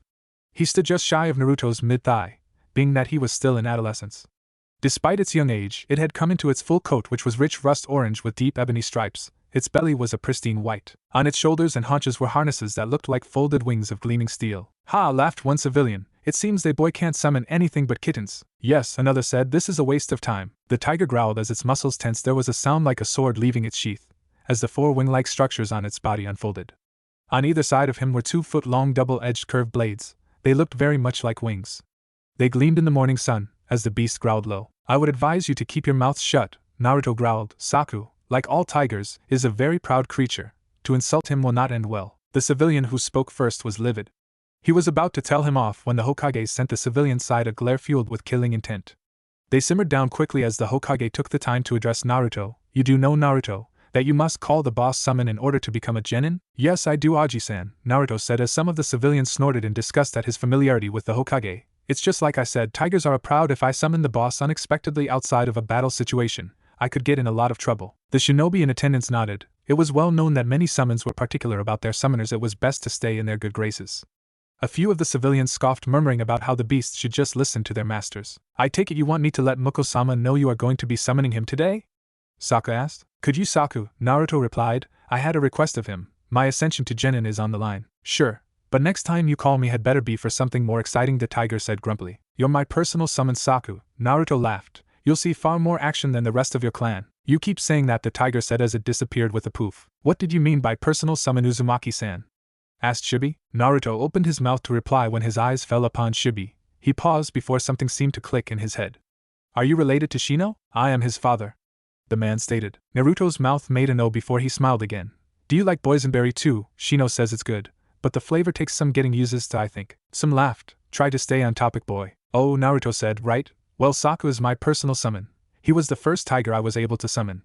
He is easier for me to summon than others, and if I don't have any specific tiger in mind when I summon, he will always appear. Interesting. Shibi replied. Quite. Naruto said. Indeed. Shibi followed. Most certainly. The boy added. Uzumaki-san, don't you think you should get to the summoning? Hayashi asked. Oh yeah, Naruto said, I'll get right on that. Hey, do you know Hina? My daughter, Hayashi said with a small smile. Now if you would. A few drop of blood and a few hand signs later, Naruto once more thrust his arm to the ground, crying out his summon. Smoke bellowed as a low growl echoed through the clearing. As the smoke cleared, the congregation came face to face with a very intimidating sight. From the smoke came a hulking figure. It stood at twice Naruto's own height, making it around 12 feet tall. It was a tiger, but not of any coloration the people had seen before. They likened it to a white tiger in reverse. Whereon a normal tiger would be black was a silvery white, as where the orange and white would be was deep ebony. On its chest and back was plated armor that was the same silvery white as its stripes. On the edges of the back layer were 2 rows of 6 black spikes. On his shoulders he had silvery white armored plates, with the same black spikes branching back, and the folded wing-like protrusions in ebony. He sat on his haunches looking over the council gathered before him. The shinobi were in awe of its beauty and grace, as well as the aura of power it gave off. The civilians were outright intimidated by the thing, but mostly the fact that the demon could summon it on a whim. One of the braver, or stupider, of them decided to make a comment. Is that all? He scoffed despite his fear. The toad boss is more than twice that size. That was the wrong thing to say, as the big cat lunged in the poor man's direction before a large wall of white sprung up between them, crystal-like spikes facing out toward the big cat. The creature snarled before rounding on its summoner, who stood arm outstretched. Uzumaki Naruto, it growled, you dare raise a hand to me? In defense of the people of my village Muko, I could do no less. He stated solemnly. The civilian council members were taken aback. The demon had just saved them? Those not in the direct line of the beast dismissed it as pure deception, but the one who had made the comment found himself very confused. They hold you in open contempt, Muko said, his voice calmer than before, yet you would risk your status as our summoner for them. Why? Naruto sighed as he dropped his hand, the barrier still in place. He looked down in thought before staring back up at his summons, a fierce determination in his eyes. Konoha is my home, he stated. It has always been and always will be. I will defend my home and all those who live within its walls with my very life. The tiger turned, walking off a short ways before pacing slightly, as if unsure what to do. The civilians scrambled behind the tiger, seeking safety next to the shinobi. Naruto stood in his place. The Hokage moved to speak to him, but he held a hand outward for silence. Muko had stopped. He turned towards his summoner, snarling as it stalked forward. Once more Sarutobi moved to defend Naruto from the beast that was showing ill intention. Once again Naruto held his hand out, sending him a look that said not to interfere. He was ready to face whatever was to come. He knew when he defended that councilman what may happen. To rob the tiger of his revenge was punishable by death. Muko stopped right before Naruto. Rearing its head back, it let loose a deafening roar, its claws gleaming as it lashed out with one huge paw. Naruto closed his eyes, bracing for the impact. There was a crack as Naruto hazarded to open his eyes. He was greeted with the sight of Muko lying casually on the soft grass. In front of him was a large area of cracked and upturned earth. Muko, he stammered. There is no need to explain yourself, Naruto, the cat sighed. You are as strong-willed as your mother before you, to stand up to the Tiger Lord himself. What is it you called me here for today? As I said, Konoha is my home. In order for me to become a ninja, I need you and the rest of your clan to swear allegiance to Konoha alongside me. Naruto said. And why, I ask you, should I ally myself with a village that would insult my clan, and seems to despise my summoner for what he contains? The tiger yawned. Naruto sighed. They only hate because they do not understand. The civilians were about to cry out that they understood plenty, but were silenced by a glare from the assembled shinobi. Elaborate.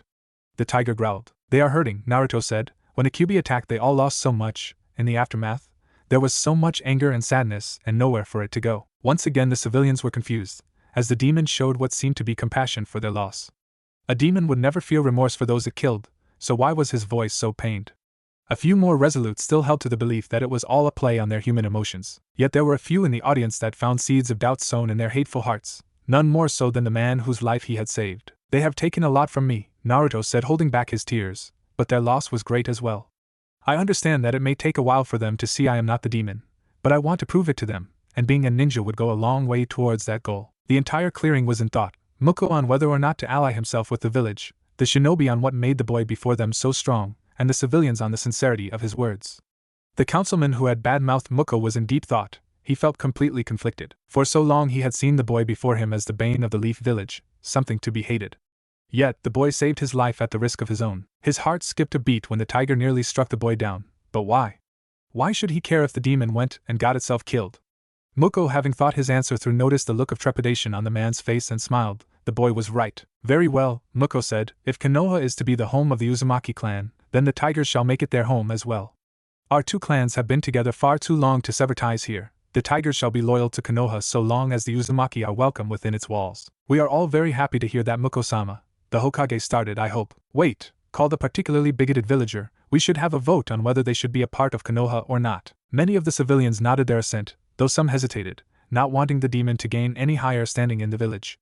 The Hokage and clan heads were indignant as Naruto looked crestfallen. That is preposterous, Hiruzen growled. Since our laws were set down by the first Hokage, there has never been such a vote. Hold on, Lord Hokage. Muko chuckled. Let them have their vote. I would like to see if young Naruto's words ring true or not. Hiruzen noted that the big cat's eyes were subtly trained on the civilian council member who Naruto had saved from him. He realized what the summon was trying to do. It was a big risk, but the payoff was worth it. Naruto needed to know that his goal wasn't as lofty as it seemed, that it was easier than he thought to make people see him. Muko needed to know that he wasn't swearing his clan to a village that would not give them, or their summoner, the proper respect. Fine, he said. Those in favor of the Tiger clan joining Konoha, stand to the left beside me. Those against, please stand over there next to Naruto's wall. The attending was split. The clan heads were all standing by their Hokage, as they understood the value of having a new summoned clan. Along with them stood the head of the blacksmith's guild, as the merchants and chef's guild leaders stood near the wall. This was where the problems lied. The council always came to a tie in matters regarding the young Kyuubi Jinchuriki. It was always a vote of 8 to 8, with 2 of the guild leaders siding with the civilians who always voted against. However, it seemed today was different. One man stood still in his original position, hands clenched as he fixed his gaze to the ground. The entire day had hit him hard. His beliefs were shaken. He knew what was right, but if he accepted it as true, he would become nothing short of a monster. He had intentionally helped to ostracize a young boy who had done nothing wrong. He had helped to force those who aided him into bankruptcy. He would have to accept that he had deprived an innocent child of a loving family time and time again. Slowly, tentatively, he walked towards the gathering of shinobi, completely bypassing them as he stood before Naruto. Everyone watched with bated breath, as he was the only one yet to vote. My name is Haruno Shuji, the man said. I have sat on this council for years, believing I have been doing what was right by my village and family. The civilian side smiled as they knew that Shuji had always sided with them in keeping the boy in his place. They eagerly anticipated his next words. I was wrong, he sighed. It took what happened today to make me realize what a huge mistake I was making. My brother was killed in the attack, and I foolishly blamed you for it. I am sure he would be ashamed of me if he were alive. Here I have been for nearly 14 years, going out of my way to make life harder for a boy who only ever wanted acceptance, a boy who deserved far more than we could ever give. At this point, those gathered were standing slack-jawed as Muko wore a self-satisfied smirk on his maw. Hiruzen smiled softly as he watched the man pour his heart out. He had said it many times. Change was coming to Konoha. Please, Shuji said as he bowed at the waist, I hope that you can one day find it in your heart to forgive me, though I would understand if you don't. Naruto was without a doubt shocked. Never in his wildest dreams had he ever believed this would happen, at least not this soon. He reached a shaky hand forward and set it on the man's shoulder. Said man looked up, expecting a scowl or a glare, but seeing only the bright smiling face of Uzumaki Naruto. It's okay, he laughed. If I were one to hold a grudge, would I even be here today? For what it's worth, Haruno-san, I am sorry about your brother. The man nodded as he smiled back at the blond boy, whipping at tears that had yet to fall from his eyes. He chuckled slightly to himself as he walked to stand next to the shinobi where Hiruzen stood with a proud smile. Well, Muko said, it would seem that the vote has been decided, and the Tiger clan shall be loyal to Konoha, though first and foremost the Uzumaki clan. Understandable, Muko-sama, Hiruzen stated, sending a scathing glare at the civilians who moved to object. This is a great day for Konoha. Indeed it is, Muko said. I shall inform my kin that roam the forests of Hai no Kuni. When needed we will fight for our new home. If I may, Shibi interjected, the other summoned clans that Konoha has tend to stay in their own lands unless summoned. My question would be, why do you choose to allow your kind to roam our lands? Muko said, very astute Abirame-san, we are indeed very different from other summoned clans. You see, while the toads are very powerful, frighteningly so, they are not very great in number. A few hundred, yes, but they would rather not hazard their young leaving the safety of Mount Maiboku. Shibi and the others nodded. The reasoning was sound. They had never thought about it from that perspective. They could not fault the toads for preserving their kind. As it was pointed out before, in size the toads have us tigers beat because I am the largest of us, Muko said, but while the Tiger clan is smaller in stature, it is greater in number. At our peak we were some 10,000 strong. On top of that, our kind can be found in almost every country. Having outgrown our own summoning realm, we expanded outward, creating homes where we could adapt. I see, Shibi said. So what you are saying is that by having you and Uzumaki-san on our side, we have forces hidden in almost every major country in the world? That brought a reaction from the people. The military applications were phenomenal. If there was ever any doubt on allowing Naruto to join, it was dispelled with that statement. Even the civilians could see how foolhardy it would be to reject him at this point. Yes, Muko laughed. You can hardly find a place where our kind could not move freely through the country unquestioned. Well, Hiruzen said, I believe that we have reached a conclusion here. Thank you all for attending, and I think we speak for all of us when I say, welcome, Tiger Clan, to Konoha. By Muko, Naruto said, I'll try not to need you for a while. You are barely a genin, Muko replied, you won't need my aid for a while yet. Then he was gone with a puff of rapidly dispersing smoke. Naruto looked to the sky as the civilians trudged up the path, and the shinobi left via Shunshin, or just leaping into the surrounding foliage. It had to be at least noontime for his first team meeting. Come to think of it, he hadn't gotten the name of his new sensei. He shrugged before smirking slightly. He placed his hands in a ram seal. He began his technique. Clear crystals began to creep up his form, inching there up until he was completely covered. Then they cracked and exploded outward into a fine spray of sugary mist which blew away with the breeze. Naruto nowhere to be found. Who taught him Shunshin? The Hokage questioned. Amai. The classroom was once more abuzz with students chatting animatedly about the missions they thought they would take, and the battles they would win. Iruka and Mizuki sat at the desk as the silver-haired Chunin regaled his friend with the story of his and Naruto's trip to the weapon shop. A few of the students were sitting quietly, or sleeping, but most were conversing with their neighbors, or at least trying to, in the case of Sasuke's fangirls, who all tried at least once to talk to the stoic boy. Shino and Hinata spoke sedately, both expressing their wonder at where their friend may be, that is until a dusty cloud of white smoke blew in from a nearby window. Always one to make a scene, isn't he? Shino asked in his normal tone. Yes, Hinata giggled, but that's what makes him who he is. Indeed, the cloud gathered before swirling about, gathering at the floor as it formed a pillar of crystals that once more shattered to dust, leaving a grinning Naruto in its place. Heya! He laughed as the sugar disappeared into his sleeves. He reached into his bag, finding a bag full of strawberry candies individually wrapped. He tossed the bag to Mizuki, who smiled graciously at the whisker-marked boy. Show off. Sasuke scoffed, as Naruto took note of his blue tongue, happy that he was enjoying his gift. You're just jealous that I have style, Naruto called. Jealous of you? Sasuke chuckled. Your brains must be made of cotton candy for you to come up with that nonsense. Cotton candy brains, Naruto repeated. Did you just make a joke? So what if I did? The Uchiha replied. Naruto's response was to run over to Shino, pull his jacket open, and toss himself inside. The world is ending, Shino, shield me with your surprisingly ample coat space, he cried. The class got a chuckle out of the scene as Sasuke looked slightly red from embarrassment as he took his seat.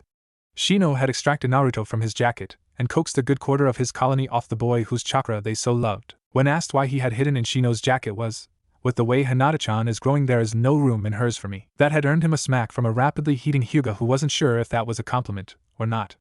Naruto informed his friends of what had happened that morning, including his encounter with their fathers. Shino, you look a lot like your dad, Naruto stated, and Hinata looks nothing like hers. She must have gotten her looks from her mother. Actually, Hinata said, my sister looks like my mother. I look more like my aunt. Your aunt must have been quite the looker then, huh, Hinata?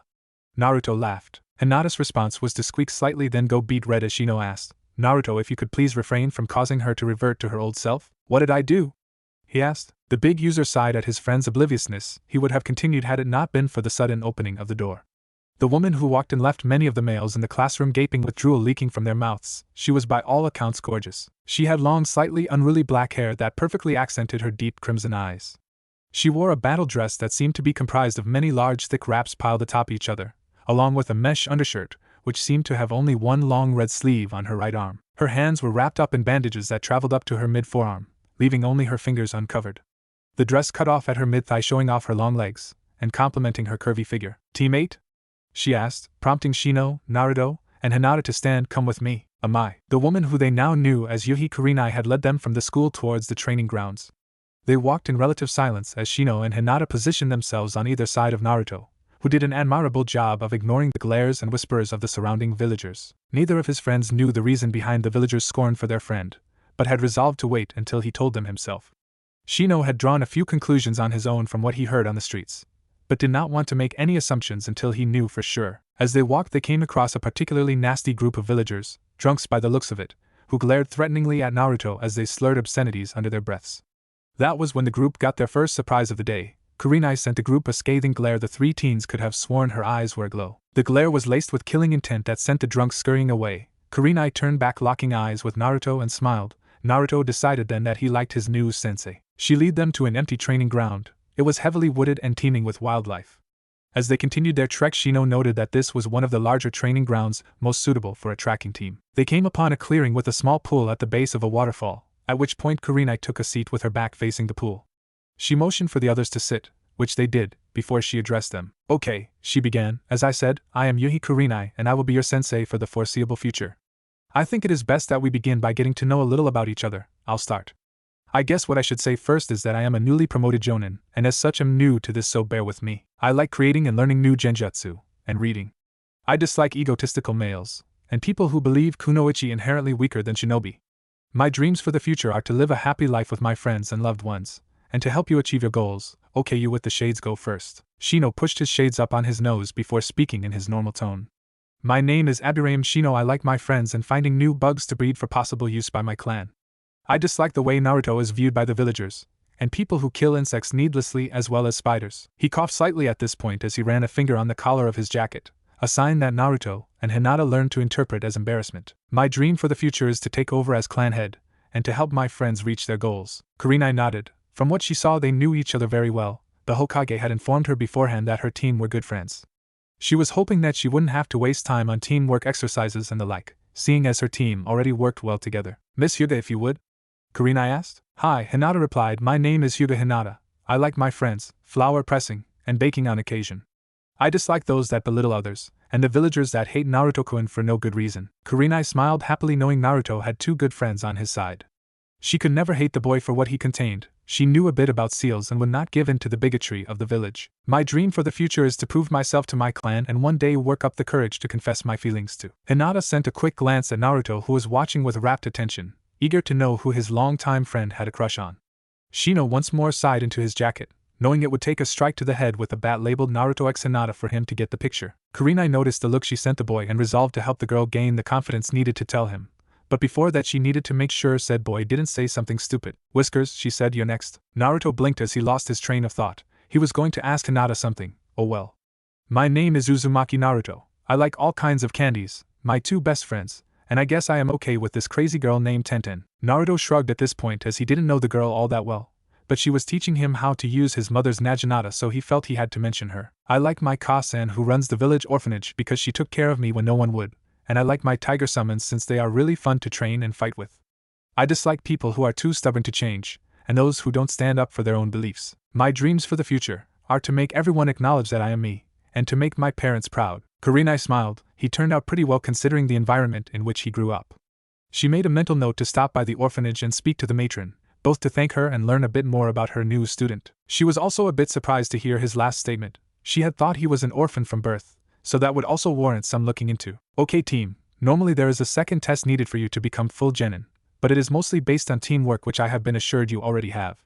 At her student's nod she continued, our team is to be a tracking and recon type. Our missions will mostly focus on our team's natural tracking skill, and occasionally work in tandem with other teams as recon units in siege-based missions against a fortified enemy. That being said, I still need to test your skill in this area, so I want you to choose one of the graduating teams and observe their test, which should be taking place today. When you have completed this test, return here to report what happened. Dismissed. Yes, ma'am. They spoke in tandem before departing. Amai, Naruto, Hinata, and Shino sat crouched upon the limbs of a tree that sat deep into the forest surrounding Training Ground 3, where Team 7 could be found taking their test. They had watched as Kiba failed miserably at fighting his Jonin sensei, which Shino remarked was foolhardy due to the gap in strength and experience. Haruno Sakura, as Hinata recognized her, was next to fall to a genjutsu which left her incapacitated. Sasuke arguably did the best of the three, but still fell short of getting the bells at Kakashi's waist. They'll never beat Kakashi-sensei, Naruto whispered, and all the time I have trained with him I never landed a hit he didn't let me. Shino nodded absent-mindedly, noting how easily his friend could switch from his light, bubbly persona to serious when needed. Indeed, Shino replied, there has never once been a two-man genin squad in Konoha's history. There is more to this test. They all failed individually, Hinata stated. None of them are any match for a Jonin. But, I see what you are getting at, Hinata-chan. Naruto smiled. I think Kiba gets it too. Sure enough, Kiba was talking in hushed tones with Sasuke as he dug the Uchiha from his earthen prison. The smirk that the boy adopted was not missed by the three of them. They kept watching as the two of them found Sakura, who immediately saw the logic in the teamwork idea, and berated herself for not seeing it sooner. They formulated a plan that would have worked if their opponent was anything but an elite ninja of the village. Sasuke had engaged him in hand-to-hand while Kiba moved around and attacked from behind with his partner Akamaru. Meanwhile, Sakura cast a minor genjutsu on herself as she made to steal the bells. She almost got them when a foot met her chest, sending her sprawling on the floor. Sasuke and Kiba dropped back to aid her while Kakashi looked on lazily. It seems you three have realized the true goal of this exercise?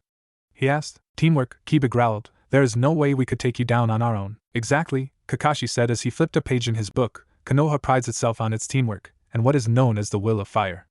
It embodies the strength and ferocity with which we all defend our home and our comrades. Now you still have time, so let's see what all of you can do. The three genin before him were slightly confused at that last part. Were they not already working together? The three in the trees, however, were slightly surprised that they had been found out. Naruto smirked as he watched Team 7 engage their sensei once more. Kakashi wanted a fight, he'd get one. It would seem we are found out, Shino stated calmly. What should we do? Hinata asked. Easy, Naruto laughed. We help our friends on Team 7. Our mission parameters state that we are to observe only, Shino said. Kakashi-sensei told me, Naruto said, those who disobey the rules are trash, but those who don't take care of their comrades are lower than trash. They may not be in any real danger, but this enemy is still far more than they can handle. Shino gave it a moment of thought before his eyebrows rose ever so slightly, denoting an upturning of his lips below his jacket, a Shino smile, or as close to one as you could get. Sometimes I wonder why I ever try and refute your choices in moments like this, he said in his normal tone. It's just your nature to question things, Shino. I think you get it from your dad. Naruto laughed. So what's the plan? Hinata asked. Naruto adopted a thoughtful pose as he watched Sasuke perform a Katon Jutsu, and Kiba strike at Kakashi as he evaded. Sakura stood off to the back, cycling through sensory deprivation genjutsu she learned in the academy. Kakashi shrugged them off, but it still stalled him for a second each time. We can't take him down directly. We would do best to slow him down so that Team 7 can move in for the kill, he stated. Shino nodded. They were not built to be a direct combat squad. Hinata was the best closed quarters fighter on the team, with Naruto on backup with his summons and the more devious aspects of his bloodline. Shino was a mid-range fighter relying on his insects to weaken his opponent to the point of capture or defeat. I think I have a plan, Naruto said. Am I? Sasuke grunted as he was ejected from the fight, landing a few yards away. He bounced on his back and flipped onto his feet. He was surprised when the Hyuga girl from his class leapt to his side in a ready stance for her clan's Juken fighting style. What are you doing here? He asked, more curious than anything. My team and I have come to help you pass this test, she said seriously. Keep fighting, force him to the tree line. We never asked for your help, Sasuke said, but complied. Sasuke knew whose team the girl was on. If there was one person he could count on to surprise him, it was Uzumaki Naruto. They rushed Kakashi, who found himself hard-pressed to defend the combined onslaught, blocking Sasuke's hits while dodging Hinata's chakra-laced strikes. It seemed she was quite adept in her clan fighting style. To make matters worse, if he tried to evade, he was met with a swirling mass of claws or bugs to his right, and a barrage of shuriken or gumballs of all things on his left. He backpedaled from his attackers, defending as well as he could. He knew it was a trap, but he wanted to see what the kids could come up with. Kakashi was surprised when he moved to take another step into the surrounding woods and found himself unable to move his feet. Looking down, he saw that the ground was coated in a sticky brown substance. Try as he might, he could not free himself from the sludge. In his occupied state, he failed to notice the advancing Hyuga, who in a few short moves incapacitated his arms. At that moment, Sasuke rushed forward and grabbed the bells, tossing them to his teammates who sat aloft in the trees. Kikai bugs swirled around Kakashi's form as crystals sprouted from the gooey substance, their points jutting at vital points on the Jonin's body. Capture complete, Shino stated calmly as he stepped from behind a tree. You guys really came in the nick of time, Kiba exclaimed before calming. Not that we couldn't have done it ourselves. Of course not, Kiba, Naruto laughed. It just would have taken you all a few days longer. Why you? Good work, team, Kakashi stated. You all work together to accomplish the mission. Team 7 passes. Sakura cheered loudly while Kiba gave Sasuke a celebratory high five. Everyone was happy that they had passed, and Naruto and his team got ready to leave. Kiba was prompted by a barking Akamaru to inspect the brown liquid. He dipped his finger and then tentatively licked. Caramel? Good work, Naruto. Yes, good work, said a voice that caused them to freeze, as Kurenai melted out of a nearby tree. You disobeyed my orders. Naruto stepped forward. It was my idea. Naruto is not to blame. We all made the decision together, Shino stated. We'll accept any punishment you feel is necessary, Kurenai-sensei, Hinata said. There was silence for a moment before Kurenai laughed. Who said I was going to punish you? But you said, Naruto stuttered. You made a decision in a real-life situation, Kurenai stated. After observing the battle and seeing it going poorly for your comrades, you made the choice to intervene and had a plan of action. I would expect no less out in the field. You made the right choice. Naruto beamed at her, while Shino only relaxed slightly and Hinata smiled shyly at her new sensei's praise. Okay, we'll call it a day for now. Tomorrow we will start training and missions, so be ready, Kurenai called. Hi, sensei, they replied before heading out of the training ground, but not before releasing Kakashi from his confines. Kurenai bid her team farewell as she headed for her apartment, followed by Hinata, whose clan compound was in the same direction. Shino left after soliciting a few suckers off of Naruto, who afterwards began his trek home. It was around 6 or 7 when Naruto reached his apartment. It was also at that moment when he remembered one crucial aspect of his day. Buns! He cried, I am so dead. Kurenai smiled to herself as she walked to her apartment building. Having dropped Hinata off at her clan compound, she was alone as she walked the familiar path home. She was happy. Her team was very well-rounded, and with her training and some experience she was confident they would be some of the best shinobi out there. Her musings were cut short as stopped before the wide gates of the orphanage. Only now did she realize how often she passed the building during her day-to-day. Discarded toys and mud patches littered the yard, and a small swing set could be seen to the left side of the building. It looked, as it should, like a place. For a moment Kurenai decided to head inside, the words Naruto spoke during their team meeting still fresh in her mind. She walked to the front door, careful to not step on any toys on her way. With a few swift knocks and a short wait, the door opened to reveal a young woman of about 20 in a plain dress and apron. Her brown hair was a mess and she looked somewhat irate before schooling her features. Inside, Kurenai could see a few more toys strewn about and 1 or 2 children milling about in their night clothes. "Hello," she said, "how may I help you?" "I was hoping to speak to the matron," Kurenai replied. "Are you looking to adopt?" No, not so soon anyway," Kurenai replied with a slight blush. She had resolved to adopt if she couldn't have a child of her own, but that was not for a while longer. "Then I am sorry, but it is late, and we are very busy getting the children ready for bed," the girl replied, moving to close the door. Kurenai placed a hand on it, effectively halting its movement, giving the woman a smile that sent chills down her spine. "Now that was rather rude. It so happens that one of my students used to live here and I was hoping to learn more about him." "Why yes," the girl laughed nervously. "In that case I will get the matron right away. Please take a seat inside." Kurenai nodded as she walked into the foyer, the young lady scurrying off down the hall. She took a seat on a small couch that was set against the wall. She smiled sadly as a few of the children walking about would stare at her. The girls would fiddle with their clothes and the boys would try their best to look tough, puffing out their chests and walking with heads held high. They were hoping she would take them home with her. It broke her heart. After a few minutes the children were all in bed, and the matron had finally appeared. She was an old woman, not as old as the Hokage, but no spring chicken. It was evident that she must have been a beauty when she was young. Her hair still held much of its color, being a rich dark brown, with a few gray strands here and there. She wore a smile on her face, a warm motherly smile that seemed to fit so well with her slight wrinkles and laugh lines. "Hello," she began. "I was told you were here about one of your students, a shinobi, yes?" "Yes," Kurenai replied. "So many of my young boys and girls go on to be shinobi," the matron sighed sadly. "I have outlived far too many of them." "Who is your student, Miss?" "Yuhi," Kurenai supplied, "and my student's name is Uzumaki Naruto." The matron gasped. "Naruto-kun made it?" "Yes," Kurenai replied, surprised. "He passed just fine and we begin training and missions tomorrow." "I thought he would have told you. When he introduced himself he said he thought of you as a mother to him." A pained look crossed the matron's face when Kurenai said that, further fueling the kunoichi's curiosity. "That boy," she said, her voice slightly shaken as she sat down next to Kurenai, "he doesn't know what it is to have a mother. All he had was me to fill that gap, and as a mother I would be a failure." "I don't understand," Kurenai said. "The matron of the orphanage not a good mother?" "He was a special case," the matron continued, tears brimming in her brown eyes. "I had many other children to look after. People would come in to adopt, see him, and leave straight away." Kurenai gasped. "I did what I thought was best," the old woman continued. "On nights that adoptions were to take place, I would hide him away and let my assistants handle the couples coming in." At this point tears were softly falling from her eyes. Kurenai was at a loss for words. "I gave him all the comfort I could. I bought him candies and held him, told him stories and played games. One night he asked me why he couldn't go meet the parents like the others." The matron took in a ragged breath, whipping at her tear with her sleeve. "How do you tell a child that the only home he has ever known doesn't want him?" Kurenai didn't know how to answer that question. She just sat there letting the words drift about in her head. "I wasn't a mother to him," the woman continued. "If I was, he would never have had to ask that question. A mother would have shown him all the love he deserved, but mine had to be split. I had to think of all the children in my care, not just him.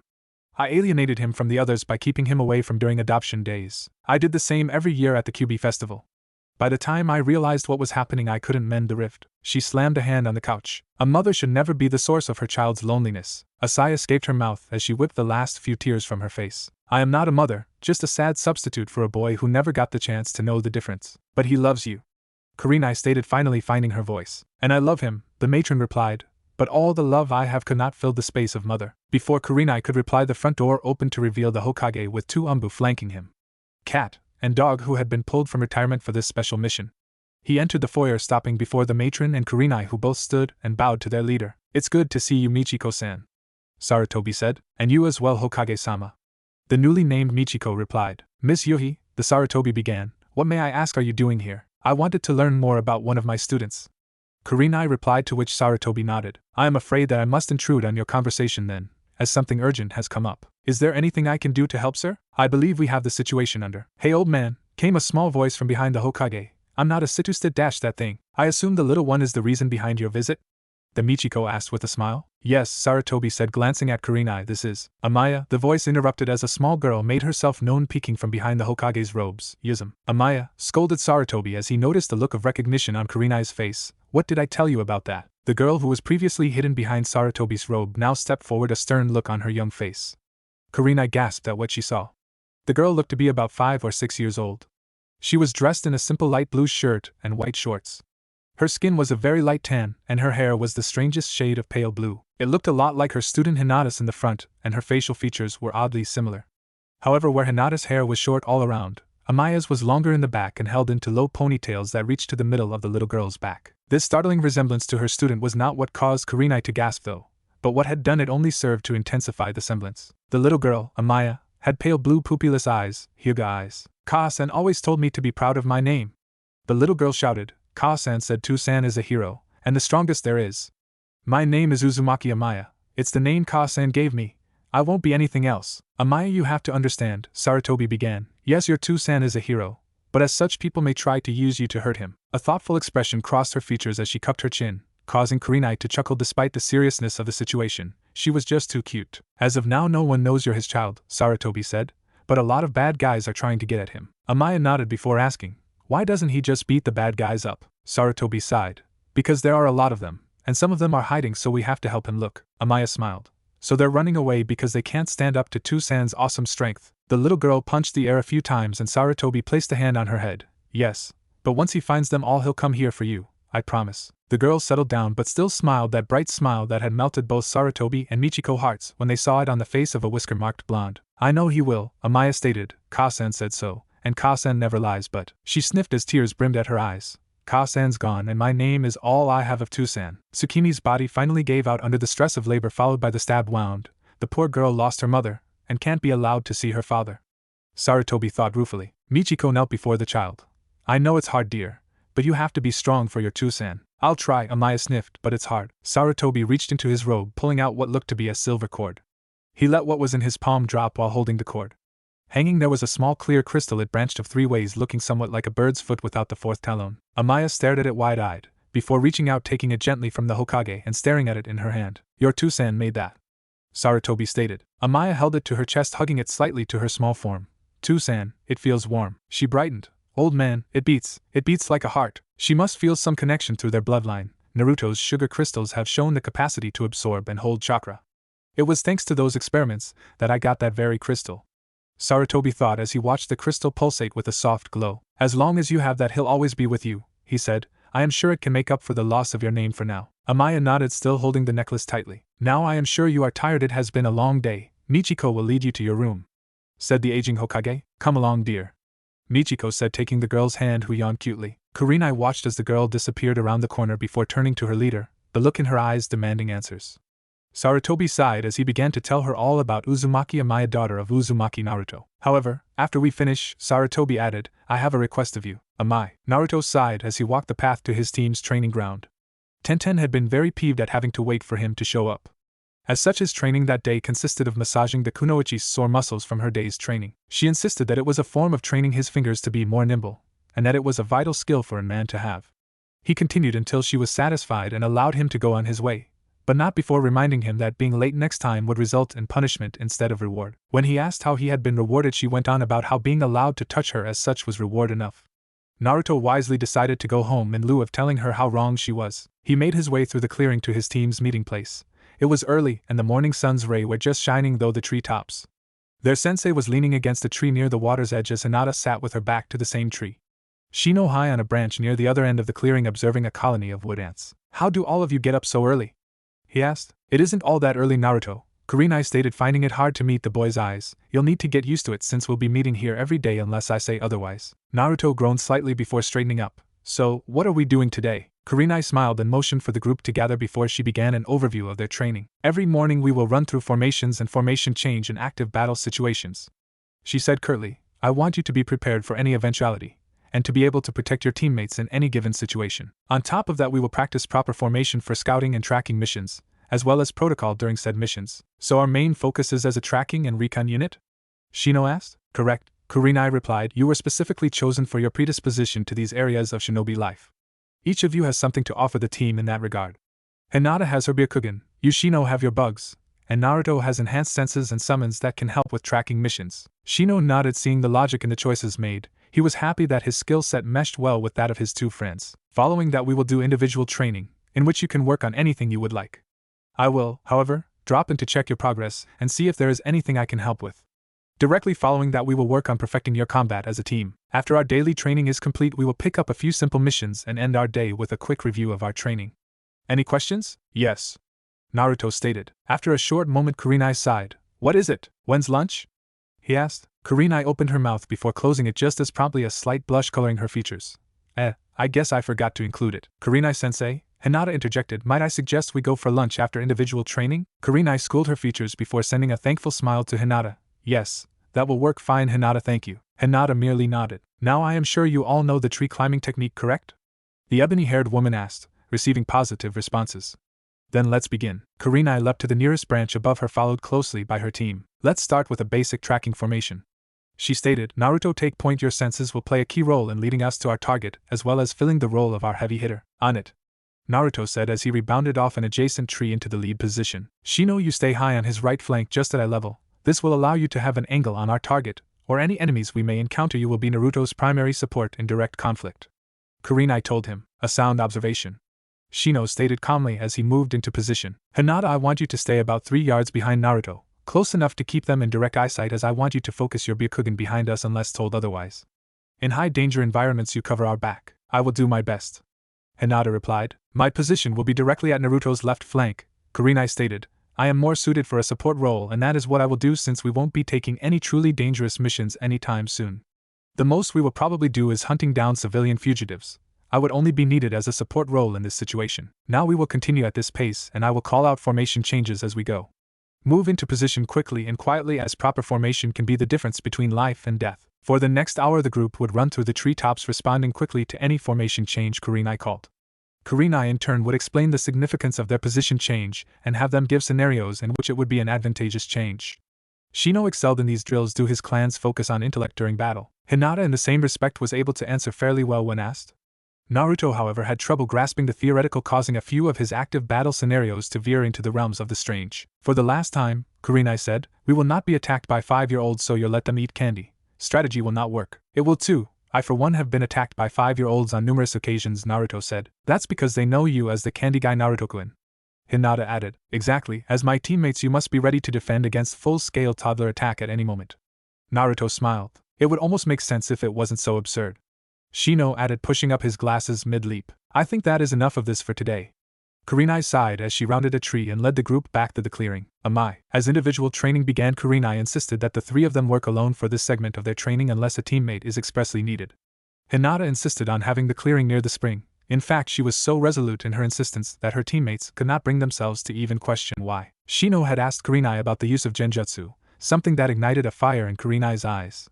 She had hoped that one of her students would take an interest in the more subtle of the shinobi arts. With Naruto's help, I have access to reserves of chakra that is unknown to my clan, Shino had stated. As you said, I fill more of a support role on our squad, and genjutsu would go a long way towards becoming more effective in my support role. Kurenai had immediately produced a training scroll of her own making, urging Shino off into the surrounding trees with the promise of coming by to help him later. Lastly, Naruto was led to a separate clearing by Kurenai, who had told him she had a special sort of training in store for him. Now Naruto, Kurenai began, what do you know of Fuinjutsu? The sealing arts, sensei? He replied. Yes, she said, it is a very complex art that requires years of study to master. They say Toussaint was a Fuinjutsu master. Naruto mused. I myself am only a novice compared to Yandame-sama, or even, Kurenai growls, Jiraiya of the Sannin. What does this all have to do with me, sensei, aside from the obvious? Naruto asked. Hokage-sama would like me to teach you the basics of sealing, Kurenai replied. He believes that you will find a way to use the skills in conjunction with your bloodline. With my bloodline, unbeknownst to Kurenai, that simple sentence had sparked a fire of invention in the young shinobi. However, before you learn anything about sealing, you need the proper foundation, Kurenai said, retrieving a brush, inkwell, and scroll from her pouch. For today you will practice your calligraphy. Your strokes must be precise with no splotches or discolored areas. With sealing, every brush stroke counts. A single flaw could mean disaster. Naruto nodded, though slightly peeved at the idea of spending his individual time working on calligraphy. Kurenai assured him that it would only be every other day that he worked on this, though, so he relented. Lunch was a small affair at a local barbecue. The most interesting thing being Naruto's insistence on ordering from the dessert menu. After a good 10 minutes of arguing, they had convinced the waitress that, yes, it was normal for him to eat a hot fudge sundae for lunch. On top of that, Naruto had unsealed a slew of ice cream toppings that accounted for more than half of the sundae's total mass by the time he was through, all chased down with a cool glass of chocolate milk. Isn't that a bit unhealthy? Kurenai questioned as Naruto was drowning a family of gummy bears in his chocolate sauce. We believed the same thing for a time, Shino answered, but were proven wrong. Naruto-kun eats more candy a day than I believe I have in a lifetime. Hinata added. My bloodline takes care of it, Naruto said. Besides, if I am ever caught without a medium for my skills, it helps to have copious amounts of sugar in my bloodstream. Kurenai looked surprised. You can pull sugar from blood? Naruto nods with a mouthful of ice cream. Then why not pull the sugar from an enemy's body? The ruby-eyed woman questioned. I can't.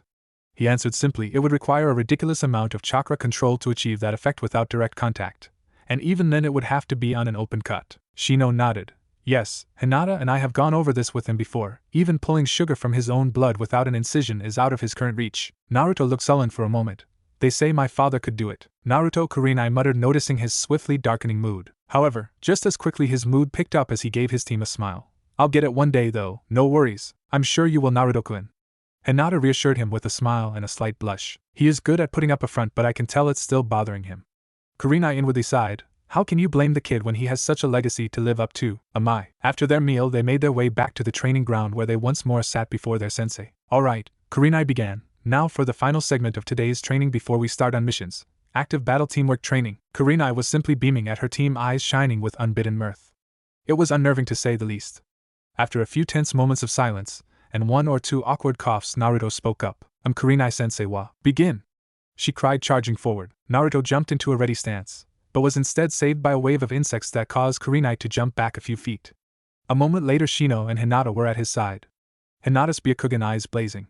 She stood in a modified Juken stance, body at an angle with one palm facing forward and the other open behind her at hip level. Shino stood arms raised as seemingly millions of Kikai bugs swarmed around him. Kurenai smirked before her form wavered and she disappeared like a mirage. We must find her, Shino stated. Leaving her to her own devices for too long would only play us into her hand. You see anything, Hinata? Naruto asked. Hinata took a moment to focus before she perked up. She is about 100 yards due east, hiding under a genjutsu. Good work, Hinata, Naruto said, sniffing the air. I have her scent as well. Tracking formation 1, we need to be wary of any traps she may be trying to set. They took the trees, making quick time to their teacher's location before Hinata called the team's attention. There is a genjutsu set on this part of the forest, she stated. I can't tell what it is meant to do though. Naruto sniffed the air for a moment before pointing to the left. Her scent goes that way. But we have been traveling straight for her this whole time, I am sure of it. It would seem she set this to shake us from her trail, Shino stated. As soon as we dispel it, she will be on the move. Then we don't dispel it, Hinata offered. Naruto and I can lead us to her regardless, and we can get the drop on her. Brilliant, Hinata, Naruto said, causing said girl to blush. We should continue on and be prepared for battle, Shino stated. With a collective nod, the group was off again. Meanwhile, hidden under a small illusion was their quarry. Kurenai had felt them enter the field of her genjutsu, but they have yet to leave. She was slightly disappointed that they, with all their advanced senses and tracking skill, could fall prey to a simple visual illusion. She was content to leave them there for the remainder of the day, until she was forced to vacate her little branch. A dozen high-speed jaw breakers will do that to you. She was startled at the damage they did as bits of bark and wood fell with her to the forest floor. As soon as her feet met ground, she was on the move again, rolling away from a wave of chakra devouring bugs. When she regained her feet, she found herself dodging Juken strikes from a determined Hyuga. A lesser woman would have been felled, but Kurenai wasn't a jonin for nothing. After ducking under a palm strike from Hinata, she grabbed the girl's arm and shoulder tossed her in the direction of their resident bug user. She didn't anticipate the sheet of crystalline sugar that found its way under the girl's skyward feet, nor did she expect her legs to fall out from under her as Naruto slid in from the foliage. Looking to the sky, she watched as Hinata launched herself off the plane of sugar, palms extended and shining with chakra. At the last second, she was able to roll out of the way, and into a swarm of Kikai. The two members of Team 8 almost relaxed when the third spoke up. It's a replacement, Shino said. Hinata, can you find her? Hinata nodded, searching her surroundings before calling out, Naruto. Acting quickly, Naruto turned to the trees behind him, raising his arms to defend. Kurenai's kunai met Naruto's forearm, but instead of a squelch of blood, there was only a soft clinking noise. Kurenai tried to pull back but found her knife lodged in a thick layer of crystal sugar. She abandoned her weapon as Naruto willed the crystals to grow outward. Kurenai inwardly winced as she realized how wickedly sharp his sugar could get. With a shrug, the crystals fell apart to white sand. Naruto swept one arm forward and Kurenai ducked as a tendril of sugar leapt forward, stripping the tree behind her of its bark. Everyone who has encountered Naruto's bloodline has felt a moment like this. Something between amusement and disbelief. Kurenai is no exception. It's just sugar. she said, baffled at the damage it had caused. Naruto just smiled a manic smile that curled around the stick of his lollipop. Billions of sugar crystals all honed and sharpened by my chakra, he laughed, and every one of them at my beck and call. His AMS shot outward as sugar collected at his feet before branching off in countless thin tendrils, whipping about angrily biting at the air like snakes. It's a wonderful feeling, he continued. Every grain, every molecule is a part of me. There is no limit to what it can do, what it can form. But I know one thing. Kurenai stiffened as she felt the tip of a kunai at her neck and chest. It's always going to be sweet. His teammates finished. I surrender, Kurenai said. You all did very well. I was so focused on Naruto that I forgot about the other two. Understandable, sensei, Shino replied. There is a sense of artistry about it. I would be lying if I said that I has not spaced out slightly when he first showed the control has over it. Naruto-kun truly loves using it, Hinata stated. He is always happiest when making his candies or practicing and creating new techniques. Kurenai nodded as Naruto made his way to the group, sugar sliding up his sleeves and tucking away into wherever it is he keeps it. Kurenai looked to the sky. It was about 3 o'clock, 1 or 2 missions and that would be it for the day. Nodding to herself, she called for the team to follow her to the mission office. This is a mission? Naruto questioned as they traversed the forest just outside the village walls. Yes it is, Kurenai replied, and a very important one at that. Sensei, forgive me if I am wrong, Hinata began. But we are looking for a cat, aren't we? Yes, we are. Why? The cat belongs to the Fire Lord's wife, Kurenai stated. But it's a cat, Hinata said. Naruto chuckled. Ever since they had pulled Hinata out of her shell, they had found out one thing about her. It wasn't her weakness in training that had started the decline in her confidence. It was the punishment for speaking out against her elders that had done it. It started there and became a downward spiral. She was a very inquisitive person, and she found the way the elders treated the Branch family very strange. When she was young, she often asked the wrong questions and was reprimanded. I just pointed out that he was probably too fat to make his way to the laundry and do his own wash. Hinata once told them, I was 8. Simply put, Hinata was a natural smart ass and, contrary to popular belief, very independent in her household. She washed her own clothing and cooked her own meals, often assisting the Branch family in their duties when she had the time. Maybe if she spent less time on her throne and more time outside, her cat wouldn't have to look elsewhere for entertainment, Hinata stated. Naruto laughed outright at this, and if you focus you could see a slight tremble in Shino's shoulders. Kurenai stood mouth agape at the statement. It's okay, Kurenai-sensei, Naruto laughed. It's just sometimes the filter between Hinata-chan's thoughts and her mouth switches off. Hinata blushed slightly but still shot back. At least the thing between my ears doesn't switch off from time to time. I believe that would be considered a burn, Naruto-kun, Shino stated as Kurenai laughed. Har, Naruto mumbled. It's okay, Naruto-kun, Hinata smiled, patting his back. It's always working when it's needed. Forgive me if I am not ecstatic that my brain is only defective when not in use, which is arguably most of the time, Shino stated flatly. Sure, wait, you just made a joke, Naruto paled. Hinata, the world is coming to an end, shield me in your decidedly lacking coat space. As stated earlier, Naruto's brain had just had an instance of disuse. As such, he thrust himself into Hinata's open coat with reckless abandon, finding it delightfully softer than Shino's if not a far tighter fit. However, the not-so-gentle chakra-induced slap to the face from the rapidly fading Hyuga jogged his mind. After waking the comatose Hyuga princess, the team began their mission in earnest, Hinata searching the area with her Byakugan and Naruto sniffing about, while Shino had his bugs search into surrounding caves and animal dens. Naruto, do you think that your summons could be of any help? Kurenai asked, exasperated. I'm not sure, Naruto replied while pricking his thumb, but it couldn't hurt to try. In a puff of smoke, Saku appeared, his wing blades extended in a crouched position. After a quick scan of his surroundings, he retracted the blades and sat on his haunches, glaring at Naruto. Where is the action? He demanded. Sorry, Saku, Naruto replied. We are on a tracking mission and thought you could help. Saku nodded. Better than nothing. The target is a cat belonging to the Fire Lord's wife, Kurenai stated. Saku did a quick double take. Is the cat's name, is it Tora? Kurenai looked at him quizzically. Yes, how did you know? Because, came a female voice. I am the Tiger Clan's top spy. From the canopy dropped a magnificent female tiger. Her coat was sleek and clean, her body just as lean and muscled. She was older than Saki, yet only slightly larger, which was strange. It also seemed Saku's pelt was thicker than hers. In place of blades like Saku's, she had what looked to be folded fans. On her right ear was a crimson bow. Tora, Kurenai stammered. Ah, little Nai-chan, Tora purred, you have grown since I last saw you. I have spent years doing this, and I have yet to forget a face, much less your lovely eyes, dear. How? Kurenai asked. Child, Tora said in a scolding tone, I have been around since the time of the first, a correspondent between the allied nations of Whirlpool and Leaf, as well as a spy in the daimyo's court reporting directly to both kages. Do you not think it strange I have lived so long, nor that I can traverse the distance from the capital here? Kurenai had to keep from slapping herself. Of course it seemed obvious, but at the time she could care less. It was hell chasing Tora through those woods as a genin. Why would we need a spy in the court of our own country?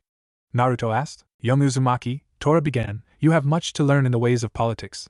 I am sure that the Kazekage wishes he had a spy in his daimyo's court. If so, he could have moved to stop the huge budget cut that they have recently been given. I am there to protect the interests of your village, as well as make sure that no shady dealings are taking place. It is logical, Shino stated, considering what has happened to Suna. It would be best to err on the side of reason. Well put, Aburame-san. Tora laughed. So, Hinata began, you have been escaping all this time in order to deliver reports on the goings-on in the court? No, Tora stated, I have been escaping to escape that she-devil of a woman. Since the death of our last summoner, our allegiance with Konoha was limited to my dealings. However, with a new summoner, orders need to be reissued for me to continue my reports. Everyone looked to Naruto, who was busying himself making gummy worms do the worm on his palm. What? He asked. I would like to continue my current mission in the daimyo's court, Tora stated. Is this acceptable to the new summoner, or am I needed elsewhere? I think Aji-san would like you to continue the current mission, Naruto said. Can't have any old crones making bad choices in the capital without our knowing. Understood, Tora stated. Now I think it's time I return. Alright, Kurenai began. But you'll have to catch me first. Tora laughed, her fans extending, showing a purple moon shape in the center. She caught wind and glided into the trees before leaping away. Oh, this should be fun. Saku laughed. Kurenai sighed. Let's get that cat. It's not a cat, sensei, Hinata stated. It's a tiger. Naruto took a deep breath in order to prepare himself for the trial that lay before him. Steeling his resolve, he took a step forward, a step into the lion's den. Well, came a voice from behind him. At least you aren't late this time. Naruto froze and placed his hand, letting loose its grip on the door handle he had just turned. He turned slowly, trying not to make any sudden movements. When he finally got a look behind him, his fears were realized. With a hollow click, Tenten locked the door to the weapons shop before flipping the sign to closed. Naruto gulped. How could such a simple act seem so menacing? In that time, Tenten had closed the distance between them and was standing before him, a small smirk on her face. Today is your first official day of training, Tenten said, to which Naruto nodded. To be honest, Tenten continued, I don't know a formal style for fighting with a naginata. I modified a bojutsu style I picked up from the academy with a spear fighting form I got from the library. At this point, Tenten maneuvered her way to Naruto's side, hugging his arm as she looked up at him with a slight pout. If only someone had a scroll or some other guide to learning a formal style. Naruto looked away from her with a small hint of red in his cheeks as he retrieved a scroll from his hip pouch. It was black with a red border and adorned with the Uzumaki swirl symbol. He held it lightly in the palm of his hand, bringing it to eye level with Tenten. A glint made its way into the bun-headed girl's eye as she quickly disengaged from the arm hug and reached for the scroll, which was at that point moved just above her head. Tenten's eyes trailed upward and she whined slightly. Naruto had seen this look before. He had seen the same look in the eyes of many young tiger cubs as he dangled a fresh fish just out of reach. Tenten reached upward only to find the scroll now just off to her left. With another lung, it was above Naruto's head. She reached once more, even adding a little hop, only to find her fingers falling short of the coveted scroll. With a huff, Tenten placed her hands on her hips and leveled Naruto with a glare. What gives, Whisker Face? She said plainly. I can't let you see it, he said, for the same reason you can't use the Uzabirdu. It's an Uzumaki clan style. But it'll be my clan too soon enough, Naruto-kun. Tenten chided. Naruto reddened slightly but remains resolute. That remains to be seen. But if you have nothing to teach me, no. Tenten said with a frown. Even if I can't learn this style, I can at least help you with the basics. First, we need to get you out of those clothes. What? Naruto asked, turning beet red as he backed away slightly. Tenten's eyes gained a predatory glint. She walked towards the flustered blonde, slowly swaying her hips. Well, she said in a sultry voice, when learning to use a weapon, it's best to train in less constricted clothes. Helps you to feel looser and get in touch with your body's movement. As she spoke, she got closer until her hand was tracing small circles on Naruto's chest. Naruto, for his part, tried to remain calm, and was slightly alleviated that her explanation made some amount of sense. Sometimes I like to train wearing nothing at all. And then that all went out the window. Naruto's legs shook. Nothing? He questioned, mouth dry. Not a thing. Tenten reiterated, her breath hot upon his skin. Naruto adopted a strange look before chuckling slightly and falling over, face red with a dopey smile. I so got it, Tenten said, giving her finger a lick and touching it to her butt. Tzzzzz. She walked into the changing area in a considerable better mood. Take that academy seduction classes, she thought. Tomboy my ass, am I? Naruto came to with a note taped to his head. Apparently Tenten wanted him to change and come outside, so Naruto threw on a pair of shorts from the rack and grabbed a loose-fitting black tank top before heading out. Once outside, Naruto came to a strange sight. There was a small back lot to the shop about 20 yards long and across, but that wasn't what he was focusing on. It was the fact that the entire yard had been covered in 4-foot-tall wooden posts, each being about 5 inches in diameter. In the center of the yard stood Tenten, holding a simple naginata and balancing upon a single pole. He had to take a deep breath at the sight of what she had on, his mind running wild as it had before. She was wearing a black sports bra with a off-the-shoulder violet top that covered even less than the bra itself. He could clearly see her smooth skin and toned stomach. She's doing it on purpose.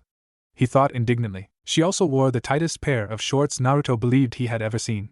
They hugged her tightly above mid-thigh level, showing off her legs. Such nice legs, no. Naruto thought, she isn't interested in you, she just wants the use of your do. However, as his eyes wandered over her form, he found it hard to care. There is more to wielding a blade than learning a style. She finally spoke. Tenten brandished her weapon, holding the shaft just below the middle with her left hand and an arm's length lower with her right. The pole rested to the right of her body with her left leg extended forward and her right foot planted at an angle. When using a mid-ranged weapon such as this, you must have a strong stance. She stepped to the left, circling an invisible enemy. You must be able to strike with great force yet remain flexible enough to intercept attacks. Tenten released her left hand grip, her left foot dropping back and the right shifting to face forward. She wedged the shaft between her forearm and back, letting loose a small flurry of slashes upon an unseen foe, each punctuated with a small cry. A lot of people mistake the naginata for a brute force weapon only good for thrusting and gutting opponents. In the same move, she returned to her original stance, however, just as quickly she brought the butt of her staff forward, delivering a crushing blow to her unseen adversary's face.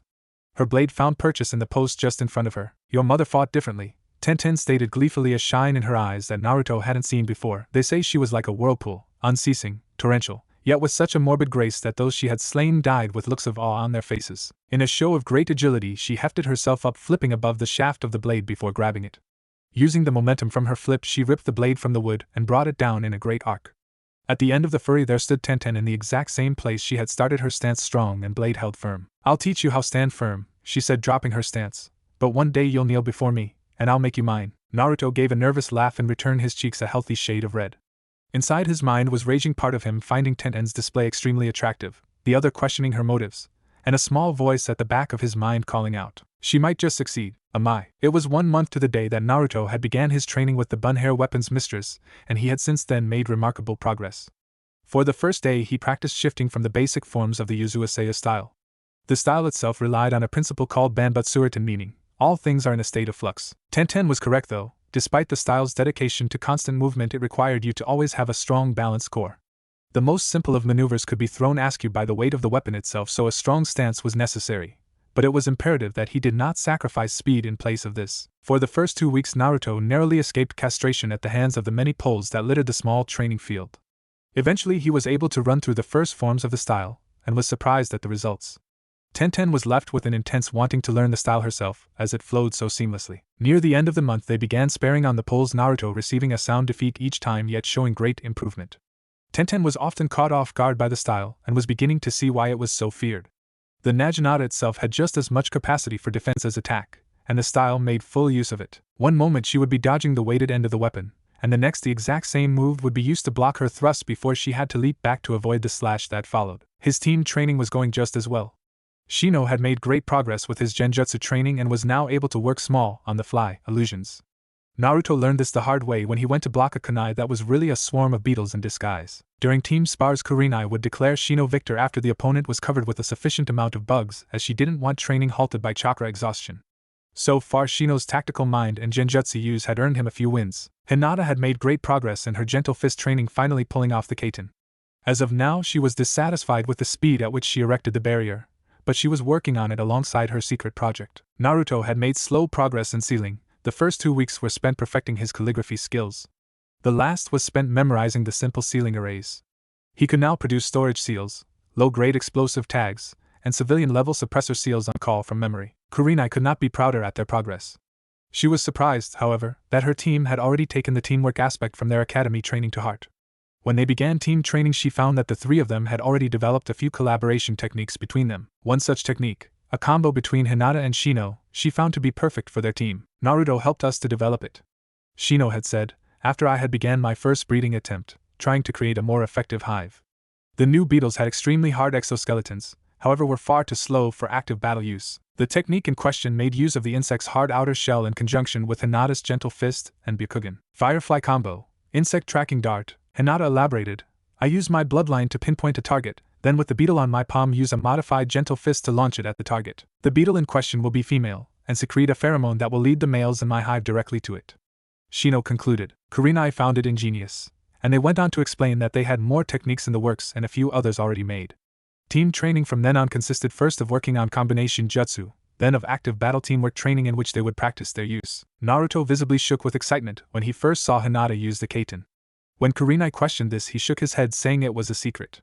For the following week they asked that Kurenai not be present for the first part of team training as they wanted to surprise her with a new technique. Kurenai was just about to return to the training ground for their daily team spar when she was stopped by Cat Mastambu and informed that her team was wanted at the Shinobi Dispatch Station. So there they were standing before the Hokage, Naruto brimming with energy, Shino looking as enthused as ever, and Hinata trying to stand as straight as possible. After reviewing your mission records, Sarutobi began, I have come to the conclusion that it is time you are allowed to take your first C-rank mission. Mizuki, who was in the middle of a C-rank mission of his own organizing mission scrolls, sent Naruto a covert thumbs up which was returned twofold. Jonin-sensei Yuhi Kurenai, their leader called, do you believe your team is ready to take on a C-rank mission? Kurenai only gave it a second of thought before nodded in the affirmative. I believe they were ready before they even came under my command, Hokage-sama. They all have an astounding drive and when they band together are leaps and bounds beyond their peers. That is good to hear. The aging Hokage smiled. I have the perfect mission for them. The Hokage retrieved a scroll from behind the desk and handed it to Kurenai, who unrolled it with her team looking on. Recently a small village on the border of the Land of Rivers has been having bandit problems. The local militia was sure they could deal with it, so we did not send any of our ninja. Kurenai nodded, reading the dossier. The town in question was Bianbiraku, a town well known for its orchards of brown pine. The small grape-like plum fruits it grows are dried and mixed into many exotic spices. However, we have just received word that 3 days ago, while a majority of the militia was on patrol, the bandits stormed the town and killed what was left of the militia. However, instead of looting, the bandits fled, taking with them all the children from the orphanage as well as a small group of women. Naruto growled, tightly gripping his fist as Hinata placed a hand on his shoulder, and Shino's Kikai buzzed in discomfort. It is a common tactic among large bandit groups like this. Sarutobi said, they take the young ones and turn them into killers. They sell the women, or use them until they break. Hinata was slightly taken aback, and this time it was Naruto who moved to comfort her. His eyes shone with anger at what he was hearing. This is a rescue mission, the Sandaime stated, his voice stern. The bandits were said to flee to the Land of Rivers, find them and return the civilians to their village. Hi.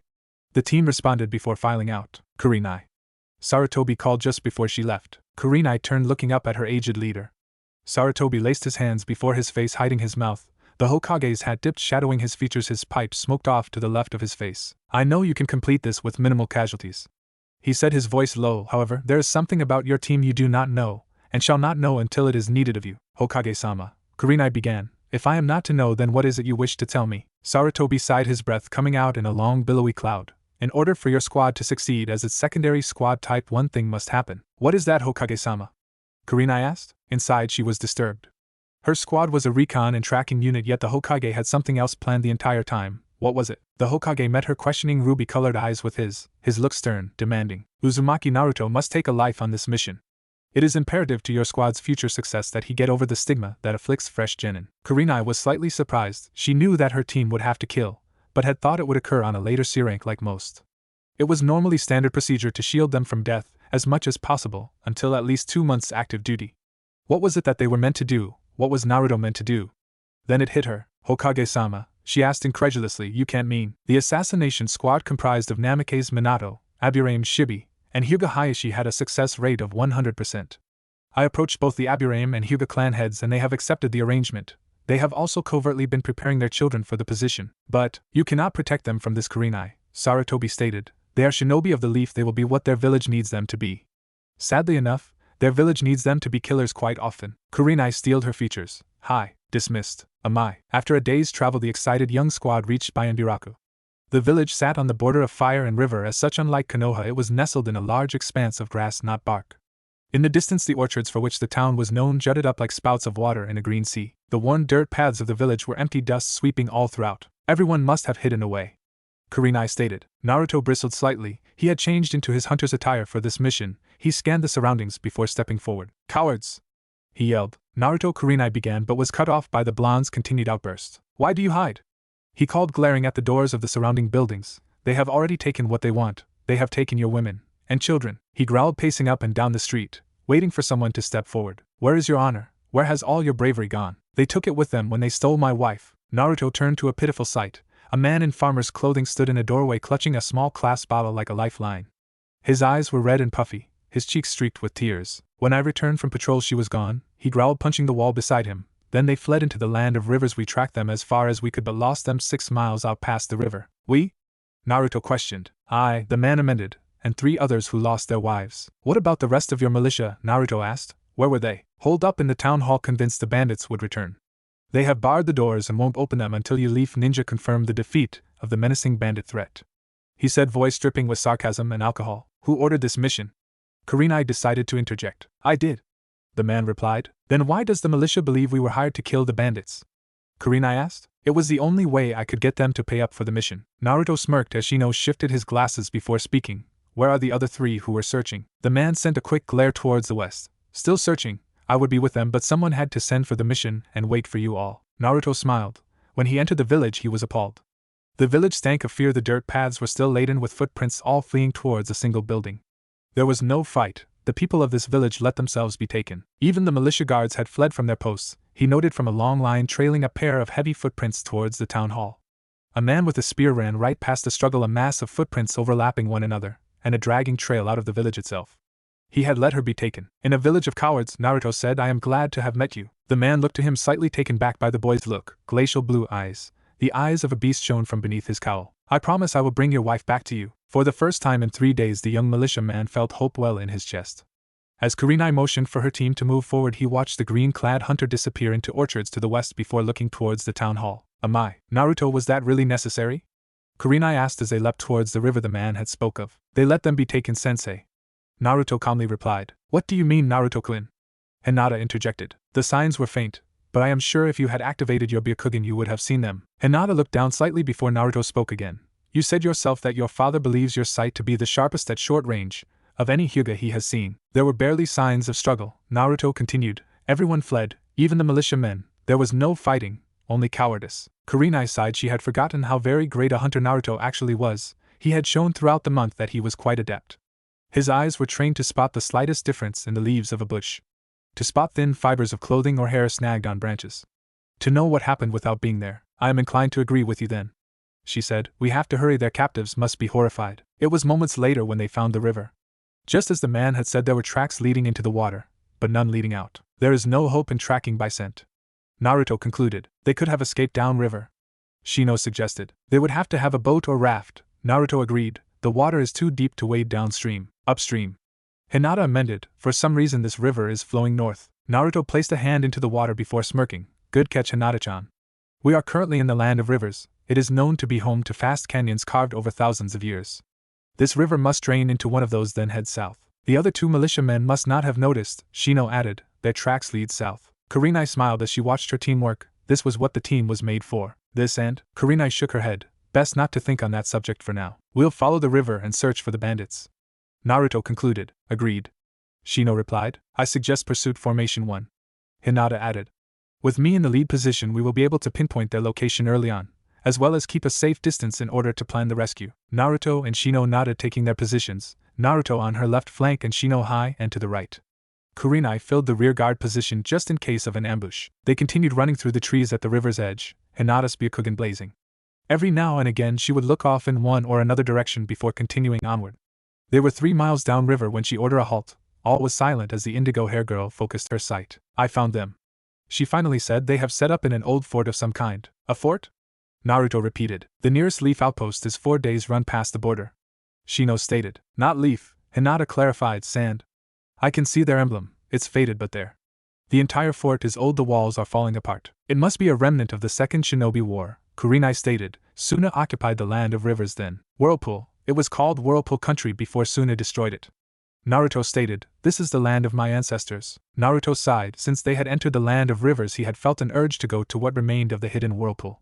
Somehow he could feel it calling to him like a song he couldn't remember singing, yet knew he had. Every now and again as they ran through the trees he would hazard a look back, and could swear he could feel the ocean spray on his cheeks. He could hear the crashing waves. Hinata and Shino were having separate thoughts. Shino had known that Naruto was the descendant of a nearly dead clan, but not that they had hailed from a conquered nation. Naruto never spoke much of his family, and Shino never pushed the subject as he knew it was touchy for the blonde. Now, however, he found himself curious as to his friend's origins. Hinata was saddened. As Hyuga heiress she was expected to know basic history. The destruction of Whirlpool was a tragic affair. The country was not only conquered, but robbed of its very spirit. Suna superimposed their traditions on the surviving people of Whirlpool, taking away their own. There was no one left who could recreate the brilliant tapestries that hung in the throne room of Fire Nation's capital. There was none who could navigate the canyons and rivers of the country with such ease. The land of rivers was dead, its culture lost to itself. Kurenai sighed, knowing more so than Hinata the wrongness of what was done here. Suna, now an ally, was at one of very tyrannical military power. The history of Whirlpool was not only suppressed by military occupation, but destroyed to discourage rebellion. The history of Whirlpool was burned the very day of the attack. They set fire to the libraries, clan houses, and government centers. What worried her was that Naruto knew these things, and she worried what he would do if he were to face a shinobi of Suna. Where are the hostages? Naruto finally asked. The women and young girls are together in a building near the west wall, 2 guards at the door. Hinata said. The young boys are in cages in the center of the compound, 2 boys to a single cage. There is food for the women and girls, but it looks untouched. The only thing present in the boys' cages are rocks? Let's not question it for now, Shino said. Can you give us the general layout of the fort? Hi. It's a simple rectangular for 30 yards by 50. The main gate is located on the north wall, and there seems to be no back exit. While she spoke, Shino pulled out a scroll and began to make a map of the fort. There are 3 buildings, one that is built into the west wall and runs the length of it. That is where the women are being held. A small shed-like building located just left of the main entrance, and a 2-story tower in the northeast corner, 1 archer in position. Shino laid the map out before his team as they all gathered around. 4 bugs set themselves down on the paper outside of the fort. Hinata, he asked once more, what are their numbers, and show on the map where they are most concentrated. There are about 20 of them, she said, reaching out to the map. 2 at the door to the female hostages, 1 in the tower, and the rest are watching the boys in the cages. They seem to be yelling at them, but I have not yet learned to read lips. That is fine, Shino said, motioning his hand forward as a number of bugs took up positions. It seems that the best course of action would be to allow Hinata and I to take the larger group. We can incapacitate our targets quickly and release the boys. Kurenai bit her lips slightly as she watched her team work up a strategy. She wasn't sure how to get Naruto to kill on this mission, or if she even wanted to. Part of her wanted to shield him from it just a bit longer, take whatever punishment from the third, but don't change the candy freak she had come to know. As she looked them over, though, watching as they each nodded and turned, Shino's beetle taking out the one in the tower as Hinata's picked of the larger group with its assistance from the tower. Naruto's getting rid of the guards, then leading a train of beetles out of the base. She made her decision. These are dangerous people, you don't have the luxury of mercy. They were a team, you are to kill on sight. They would take this step together. Amai. Shino took a deep breath as he clung to the east wall of the fort waiting for his signal. He thought about what Kurenai had said. Killing was something that he had long ago accepted would be a part of his life. As an Aburaim, he was conditioned to look at it logically. They were his enemies and he must eliminate them for the good of the mission. Yet a part of him was scared, not sure if he could do it. Shino, move now, came Hinata's voice from his earpiece. There was no time to think now. He pushed forward, vaulting over the wall as Hinata came in through the front gate, Kurenai beside her. He watched as his target, who had slightly lazed in his watch, fumbled for his bow. Quickly he leapt midway up the tower, sticking to the side and continuing up. When he made it to the top, he already had his kunai out and ready to attack. There stood his target, arrow notched, ready to take fire. In that moment all doubt was washed from his mind. From behind he could see that he was aiming for his sensei. Shino quickly kicked the man's legs and sending him to one knee as the arrow went flying in an arc over the west wall. With the man's back against his left leg, Shino pulled his hair back with his left hand and swiftly brought his blade across the man's neck. There was a gurgle and one last choked breath before the man fell still. Shino kicked him off the side of the tower, watching as one of his comrades looked to his fallen form before being hit by a small salvo of kunai thrown by his sensei. Shino released his kikai and they spread across the battlefield, sucking the enemy of their very essence. He gave them no quarter, allowing his partners to feed upon them unceasingly. Shino would leave this battle without a drop of blood on his person. But he looked on as his partners bled the bandits dry and he felt as if he was bathing in it. Amai. Hinata rushed forward. After letting Shino know the archer was focused on the caged boys, she made her move. When the doors flew open, the bandits were shocked and confused. They hadn't went for their weapons soon enough, and already 3 of them were cut down by well-placed kunai throws on Kurenai's part. Hinata rushed her first opponent, who brought a hatchet down for her head. She easily batted the arm to the side and sent an arm thrust directly at his chest. It wasn't flashy, there was no climactic battle, the man just hacked up a glob of blood and fell dead. Hinata had watched through her byakugan in morbid fascination as the man's chakra stopped flowing. It faded slowly at the edges, moving in, like a suffocated fire. She didn't have much time to think on her first kill as one of the bandits came forward with a mace ready to swing. Hinata slipped to the right, watching as the weapon flew by harmlessly, noting only afterwards that her hands had moved forward, immobilizing his right arm. A brief look of panic crossed the man's face before his heart burst in his chest. Hinata had already moved on. Possessed by her clan training, she flowed through the battlefield like a wave of death. Block. Thrust. Spin. Dodge. She had slain 8 men that day, and would cry for the next 8 nights. Not for them, but for her own innocence that she had left discarded in a pool of blood in the land of rivers. Amai. Naruto moved quickly up the west wall after Hinata signaled Shino. He was able to see, for a short time, Hinata rushing towards the enemy and Shino scaling the tower. As he reached the edge of the building, he jumped onto a corkscrew flip intending to land before his targets, as he flipped two kunai from his pouch into his hands. When he landed, however, there was no one at the door as they should be. He acted quickly. He could not risk bringing attention to the building until he was ready to evacuate the hostages. He went forward, opening the door as quietly as he could but with all due haste. Naruto had been conflicted on the subject of killing. He knew that, as a shinobi, and as a hunter, he would be expected to do it. However, any conflicting thoughts he had were wiped clean by the sight that greeted him. In the far left corner he could see many young girls all cowering in fear of a large man with what looked to be a stone hammer. There were 4 women trying to comfort them as they cried, horror-stricken eyes glued to the far right side of the building. Following their sight line, Naruto's blood ran cold. A young girl of about his age was forced to the cold stone floor, her clothes missing as she struggled against the large man atop her. He was fumbling with his pants as he stared down at the crying girl, a disgusting smirk on his face. Naruto saw red, and for the first time in his life he felt liquid fire jet through his chakra coils.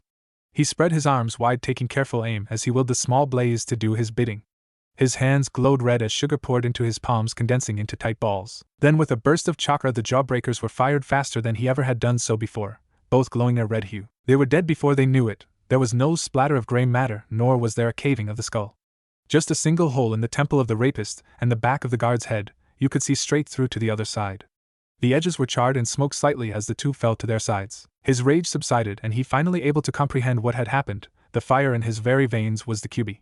He shook his head. It wasn't the time to think on those things. He had people to rescue. He first made his way to the downed girl who had shoved the dead body from her before backing away into a corner. She hugged her legs to her body as tears poured silently down her cheeks. He reached out only to have her flinch away from him. From what he could see, her clothes were torn from her body. He reached into his pack and removed his spare set of clothes, a red set of the shirt from Tenten's shop and simple black pants. With a quick jerk, her tore the pants at mid-calf, and the sleeves of the shirt at the shoulder. "Here," he said, holding them out to her, "we have to get you out of here, so you get dressed and I'll go help the others." The girl looked up at him before reaching out slowly for the clothing. Once her hands were on it, she withdrew quickly, hugging them back to her chest as she regarded Naruto wearily. Naruto, taking the hint, turned to help the others.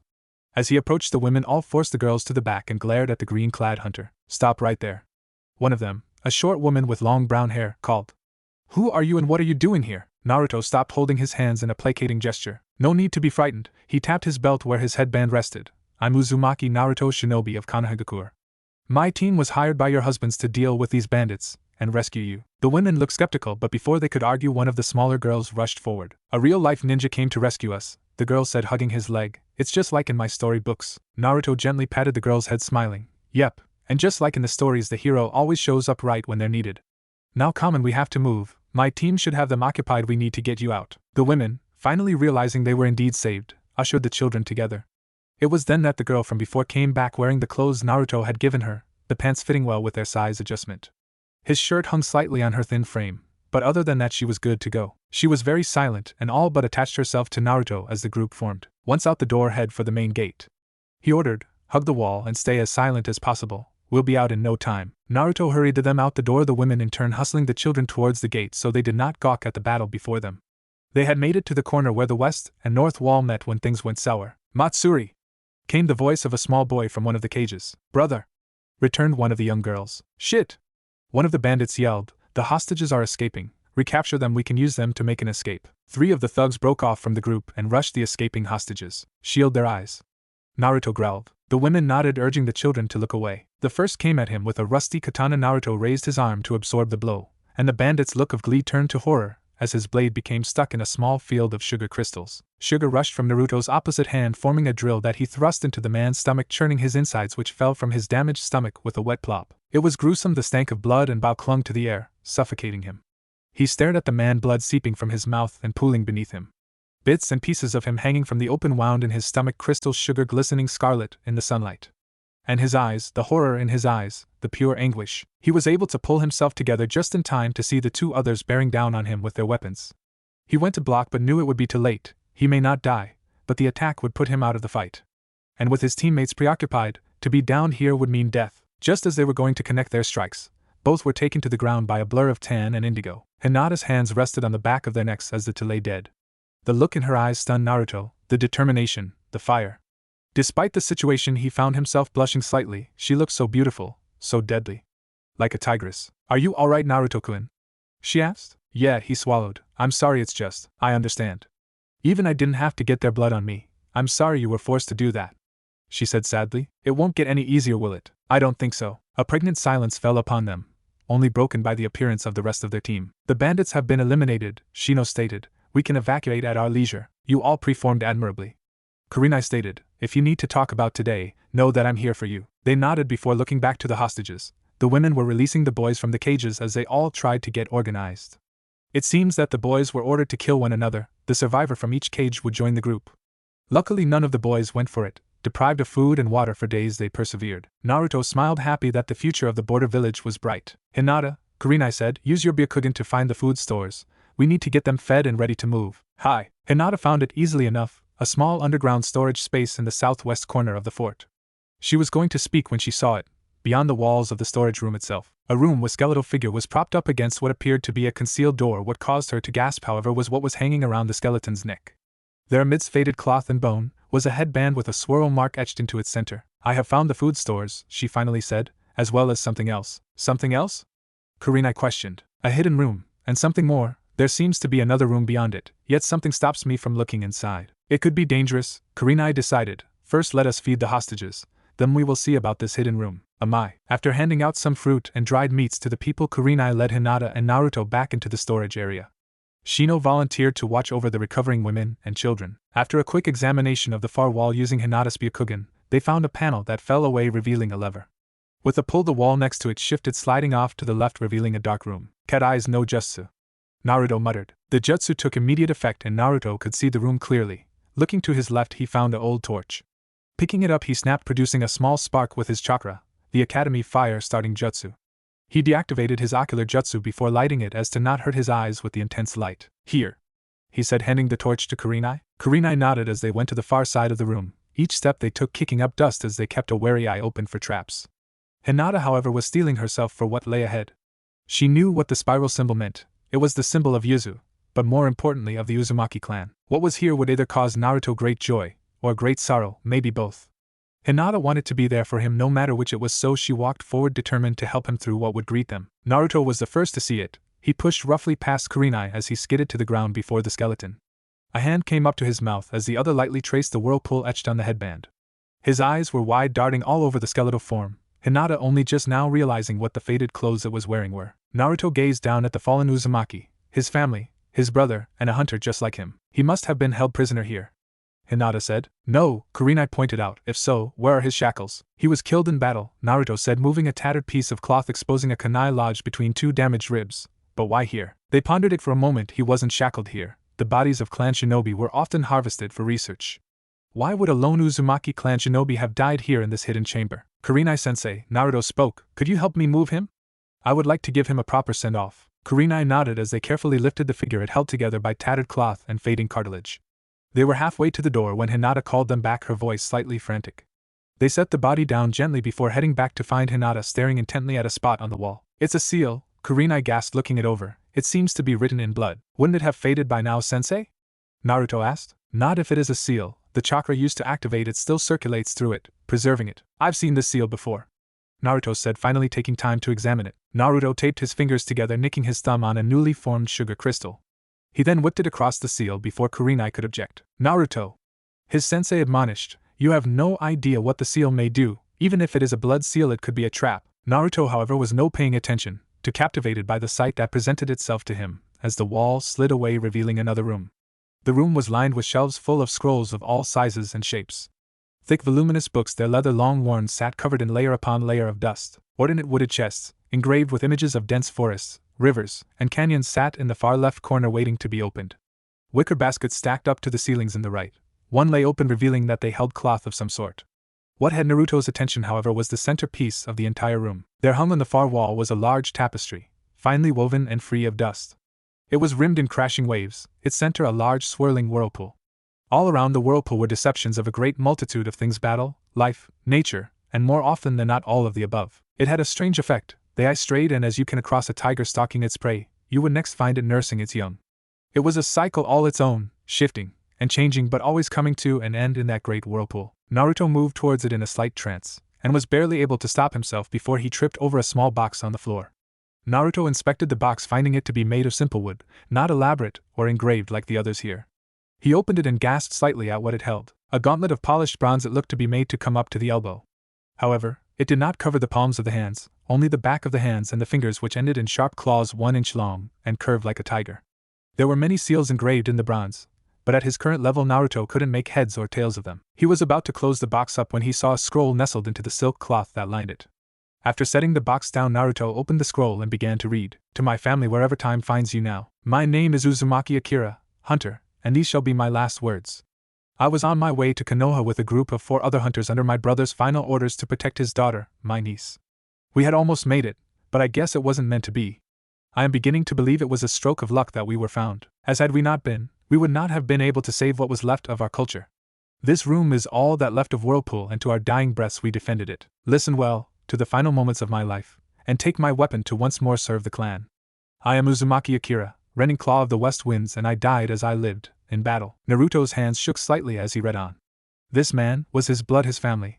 With a new determination he continued on. We were called the 4 Winds, each of us were sworn to the protection of Whirlpool, and the Uzumaki clan. Uzumaki Reika, mistress of the southern gale. Uzumaki Kaido, tempest fist of the east. Uzumaki Kenzo, bard of the northern breeze. They all fought and died valiantly, save one, by my side.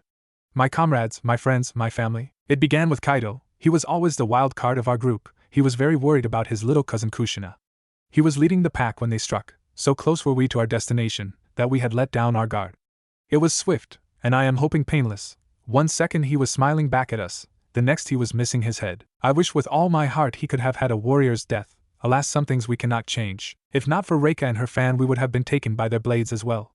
With a mighty roar she let loose the southern gale, a wicked combination of ceiling and wind manipulation. The very air blistered with heat as it tore through the surrounding trees, knocking away their projectiles. We fled quickly, and my heart ached to return to our fallen brother's side, but we had to move. The enemy was closing in. Kenzo had taken his pipes from his belt. It always amazed me how he could focus on music amidst battle. Kenzo was a special case among the hunters, having trained as a battle minstrel beforehand. He brought the reed pipes to his lips and began to play, weaving a ballad to our escape. To our ears it was a song of hope, its flowing tones and triumphant rhythm lit a fire in our very hearts. No doubt Kenzo was working overtime, weaving low tones beneath the hopeful tune. The low tones would linger, carrying with them despair, fear. It would hang in the air like a cloud of stagnant feelings. Should our enemies catch up to us, their fear would play in our favor. It was then that we came upon it, a base nestled into a sparse clearing. The Suna emblem emblazoned on its wall. However, what drew our eyes was not the stone walls, not the shinobi who lined them weapons drawn, and not the numbers that dwarf our own many times over. It was the tapestry that once hung proudly in the Uzumaki clan house. That once told the story of our people, that once as children we all looked on as the images came to life with the words of our ancestors. Kenzo began to play once more, this time a battle hymn. It started low, then swelled with pride. It sounded of the crashing waves, of the beating of drums, of the voices of my beloved Whirlpool joined in one final song. We dare not bring our summons into this fight. They would surely die, and do so gladly. That is what we feared. Not a word was spoken as the battle ensued. Retreat was never an option. We all knew that. I saw from the corner of my eyes as Kenzo met his end before a gust of sharpened wind. The final tune he played is what gives me the strength to leave this message. Even as I stand before death itself, I can feel his music in my bones. Clear the way! Reika would yell as she brought the full force of the southern gale to bear. Naruto took a moment to smile. Even knowing they were going to perish, he felt pride well inside him. Clear the way, a battle cry he heard his mother use according to stories he'd been told. Maybe she picked it up from this woman? Reika was like a force of nature. She cut their numbers in half on her own. She fell to an attack from behind. It was a swift end, and she smiled at me before the light left her eyes. I was the last, and they had me 10-1. Fire burned in my blood at the loss of my comrades. But a great blaze was still raging at the loss of my home. These men stood between me and what was left of it. I cannot recall how I made it out alive. I know at one point one of the shinobi fled, taking with him the tapestry. I gave chase after dealing with the others and found him trying to seal himself inside with it, and all that you see in this room. I rushed to the door. I could not let him seal it. I succeeded, however there was a struggle. I was stabbed in the ribs with a kunai. I got him back though in his side as well. He stumbled up the stairs. I am sure he has died by now. With all that is left in me I write this letter, and when I am done I shall seal it within along with my gauntlet. If you are reading this you are of my blood, Kushina's children, her grandchildren, or maybe her name has long been forgotten, but not Whirlpool. It courses in our blood, it will never be forgotten. It has lain in wait here to be found by you. Take what is within this vault, and this place is all that we are, all that we have been, and one day soon you will be. Fill me too, the parting glass, Uzumaki Akira. Naruto-kun? Hinata questioned. Naruto didn't respond, his hands clutching tightly at the scroll. Naruto. He turned and Hinata gasped. She instinctively reached out to him, hugging him around the chest. Naruto adopted a shocked expression, his eyes widening, accentuating the twin rivers of sparkling tears pouring down his cheeks. He looked down at the small girls hugging him and smiled before returning the embrace. "You okay?" she mumbled into his chest. "I think so." He laughed. There was a moment of silence before Naruto disengaged from the hug. Keyword: Naruto. Hinata? He asked. She replied. "You can let go now." "Oh." She mumbled again before turning red and darting a fair distance away. "Oh. I'm sorry, Naruto-kun, I was, She was just caught up in the moment," Kurenai supplied. Hinata nodded as Naruto smiled, accepting the explanation. Naruto wiped at his face, his tears flaking off and falling to the floor. Kurenai looked slightly amused as she watched fall. They were flakes of dried sugar. His bloodline extended to many aspects of his being, some quite surprising. Kurenai's eyes trailed over to Hinata, who was red-faced as she poked her fingers.